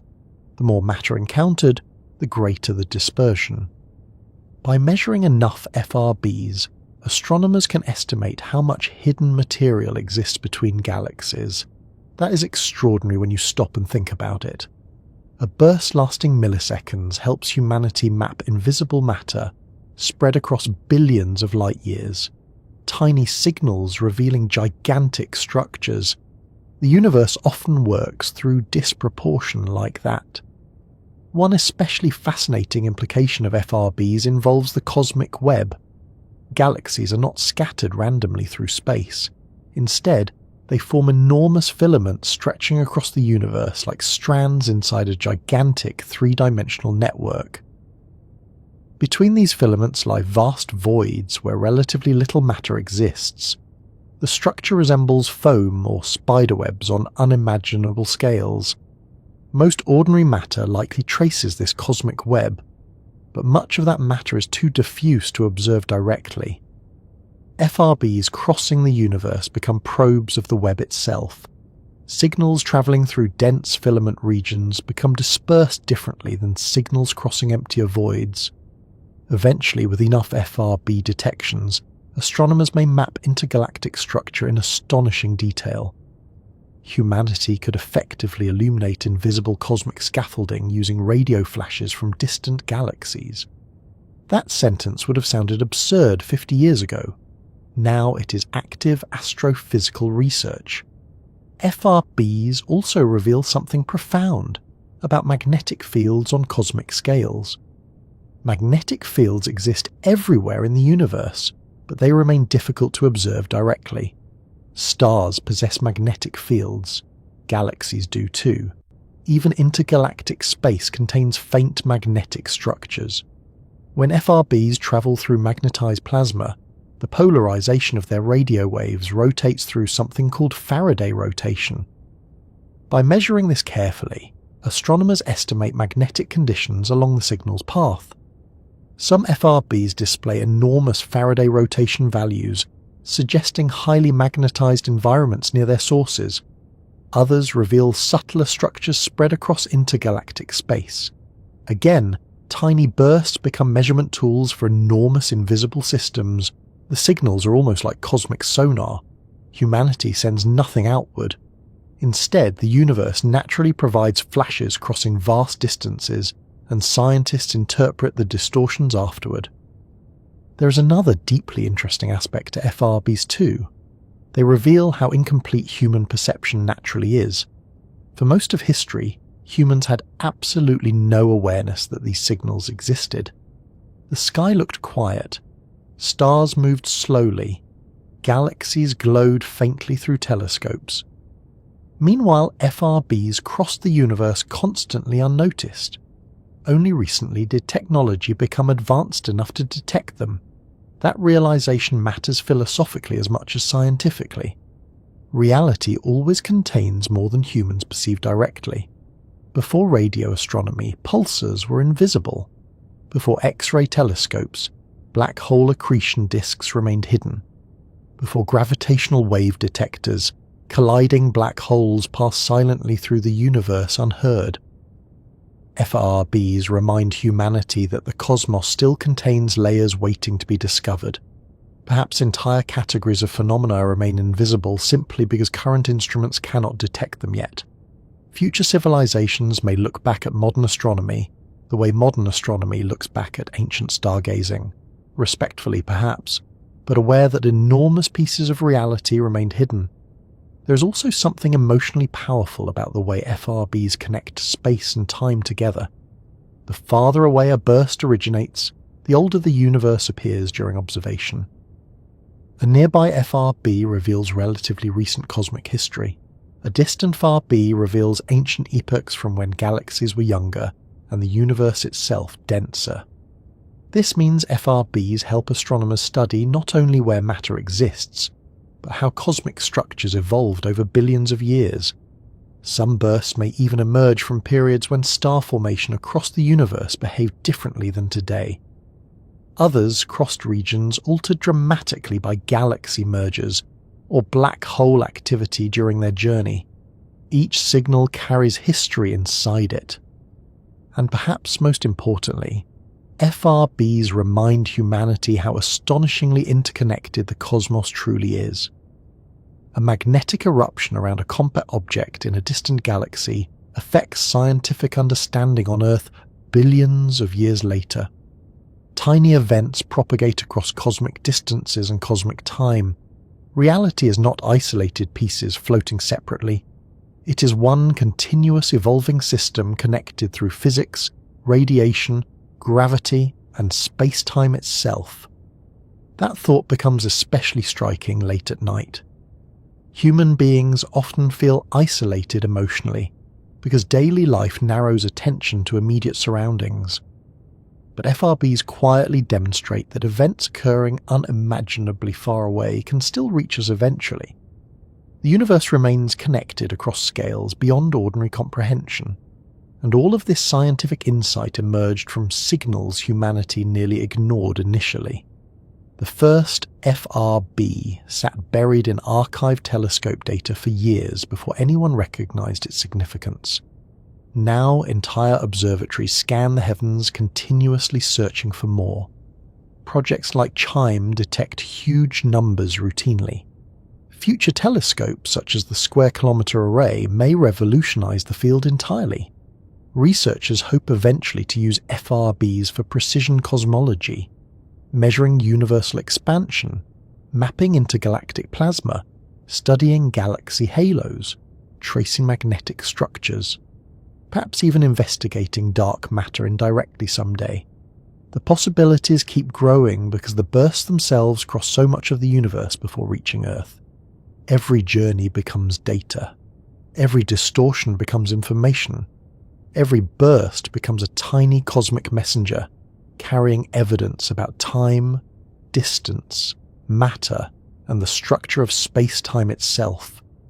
And still, despite all the science involved, there remains something quietly emotional about the image of FRBs travelling through darkness for billions of years. A signal erupts near a magneta perhaps no larger than a city.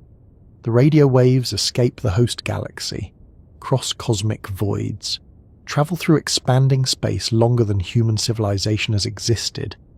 Eventually, Earth drifts into the signal's path. A radio telescope notices a brief disturbance. Astronomers decode hidden information inside the burst.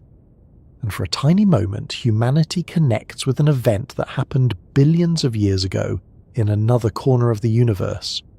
The scale of that connection feels almost impossible, yet it happens constantly now. Somewhere tonight, another fast radio burst is already travelling through the universe, not metaphorically, not eventually, right now.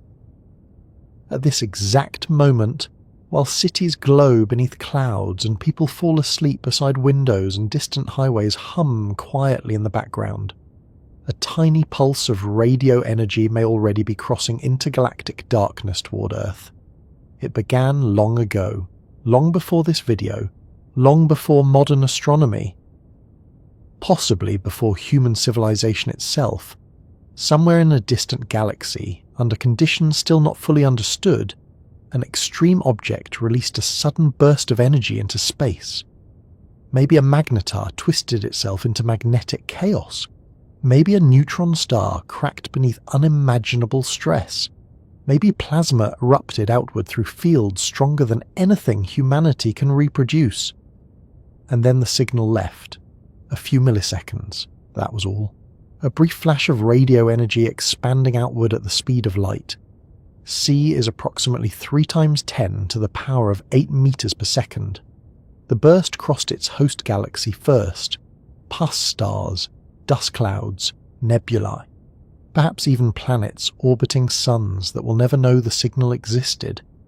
Then it escaped into intergalactic space, and for billions of years it travelled, silently, crossing enormous cosmic voids where galaxies become sparse and distances lose, ordinary meaning, passing through thin plasma spread invisibly across the universe, sliding through magnetic fields stretched between galaxies themselves. While the signal travelled, entire histories unfolded elsewhere. Stars formed and died.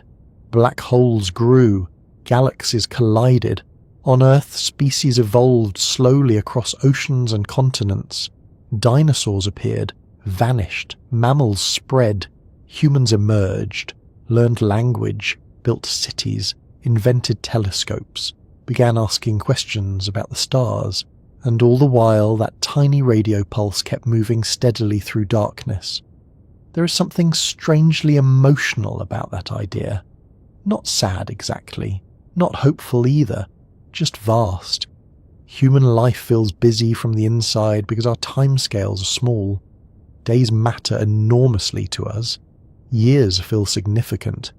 Entire civilizations seem permanent while we are living inside them. FRBs quietly reveal a larger perspective.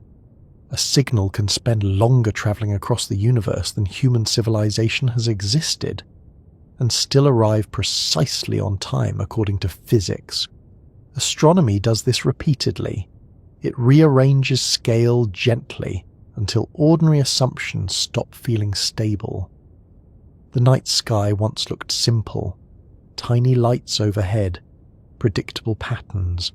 Ancient people imagined constellations, myths, gods, stories.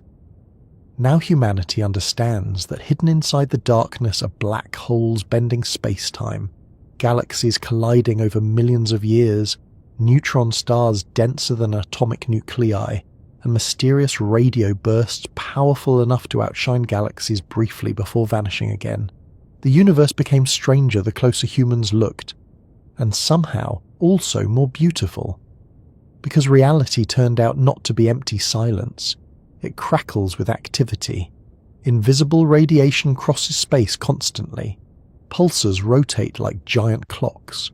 Quasars roar from galactic centers. Gravitational waves ripple through space-time from black hole collisions, and FRBs flash suddenly through the cosmos like brief cosmic sparks. For most of history, humanity had no idea these signals existed. That fact alone feels important. FRBs crossed the universe unnoticed while empires rose and collapsed. They passed Earth silently during ancient history, through medieval nights, through wars and discoveries and generations of people staring upward, without realizing invisible bursts were moving overhead constantly.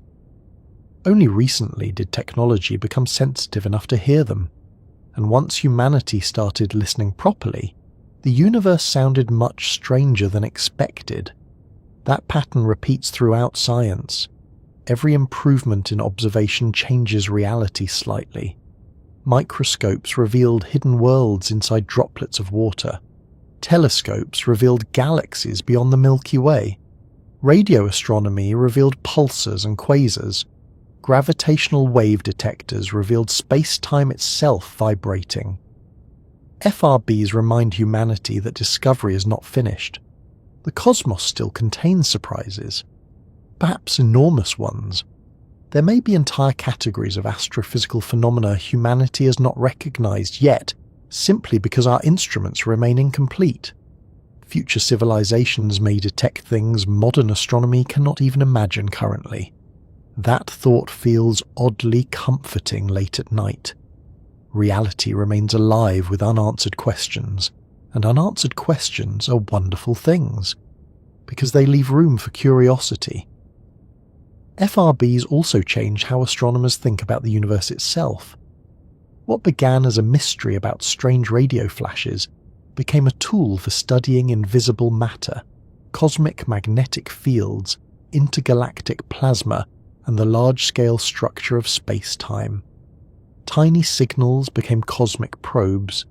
That transformation says something beautiful about science. Sometimes confusion itself becomes useful. Humanity did not fully understand FRBs before using them to study the cosmos. The burst arrived carrying information hidden inside them naturally. Scientists simply learned how to interpret the distortions.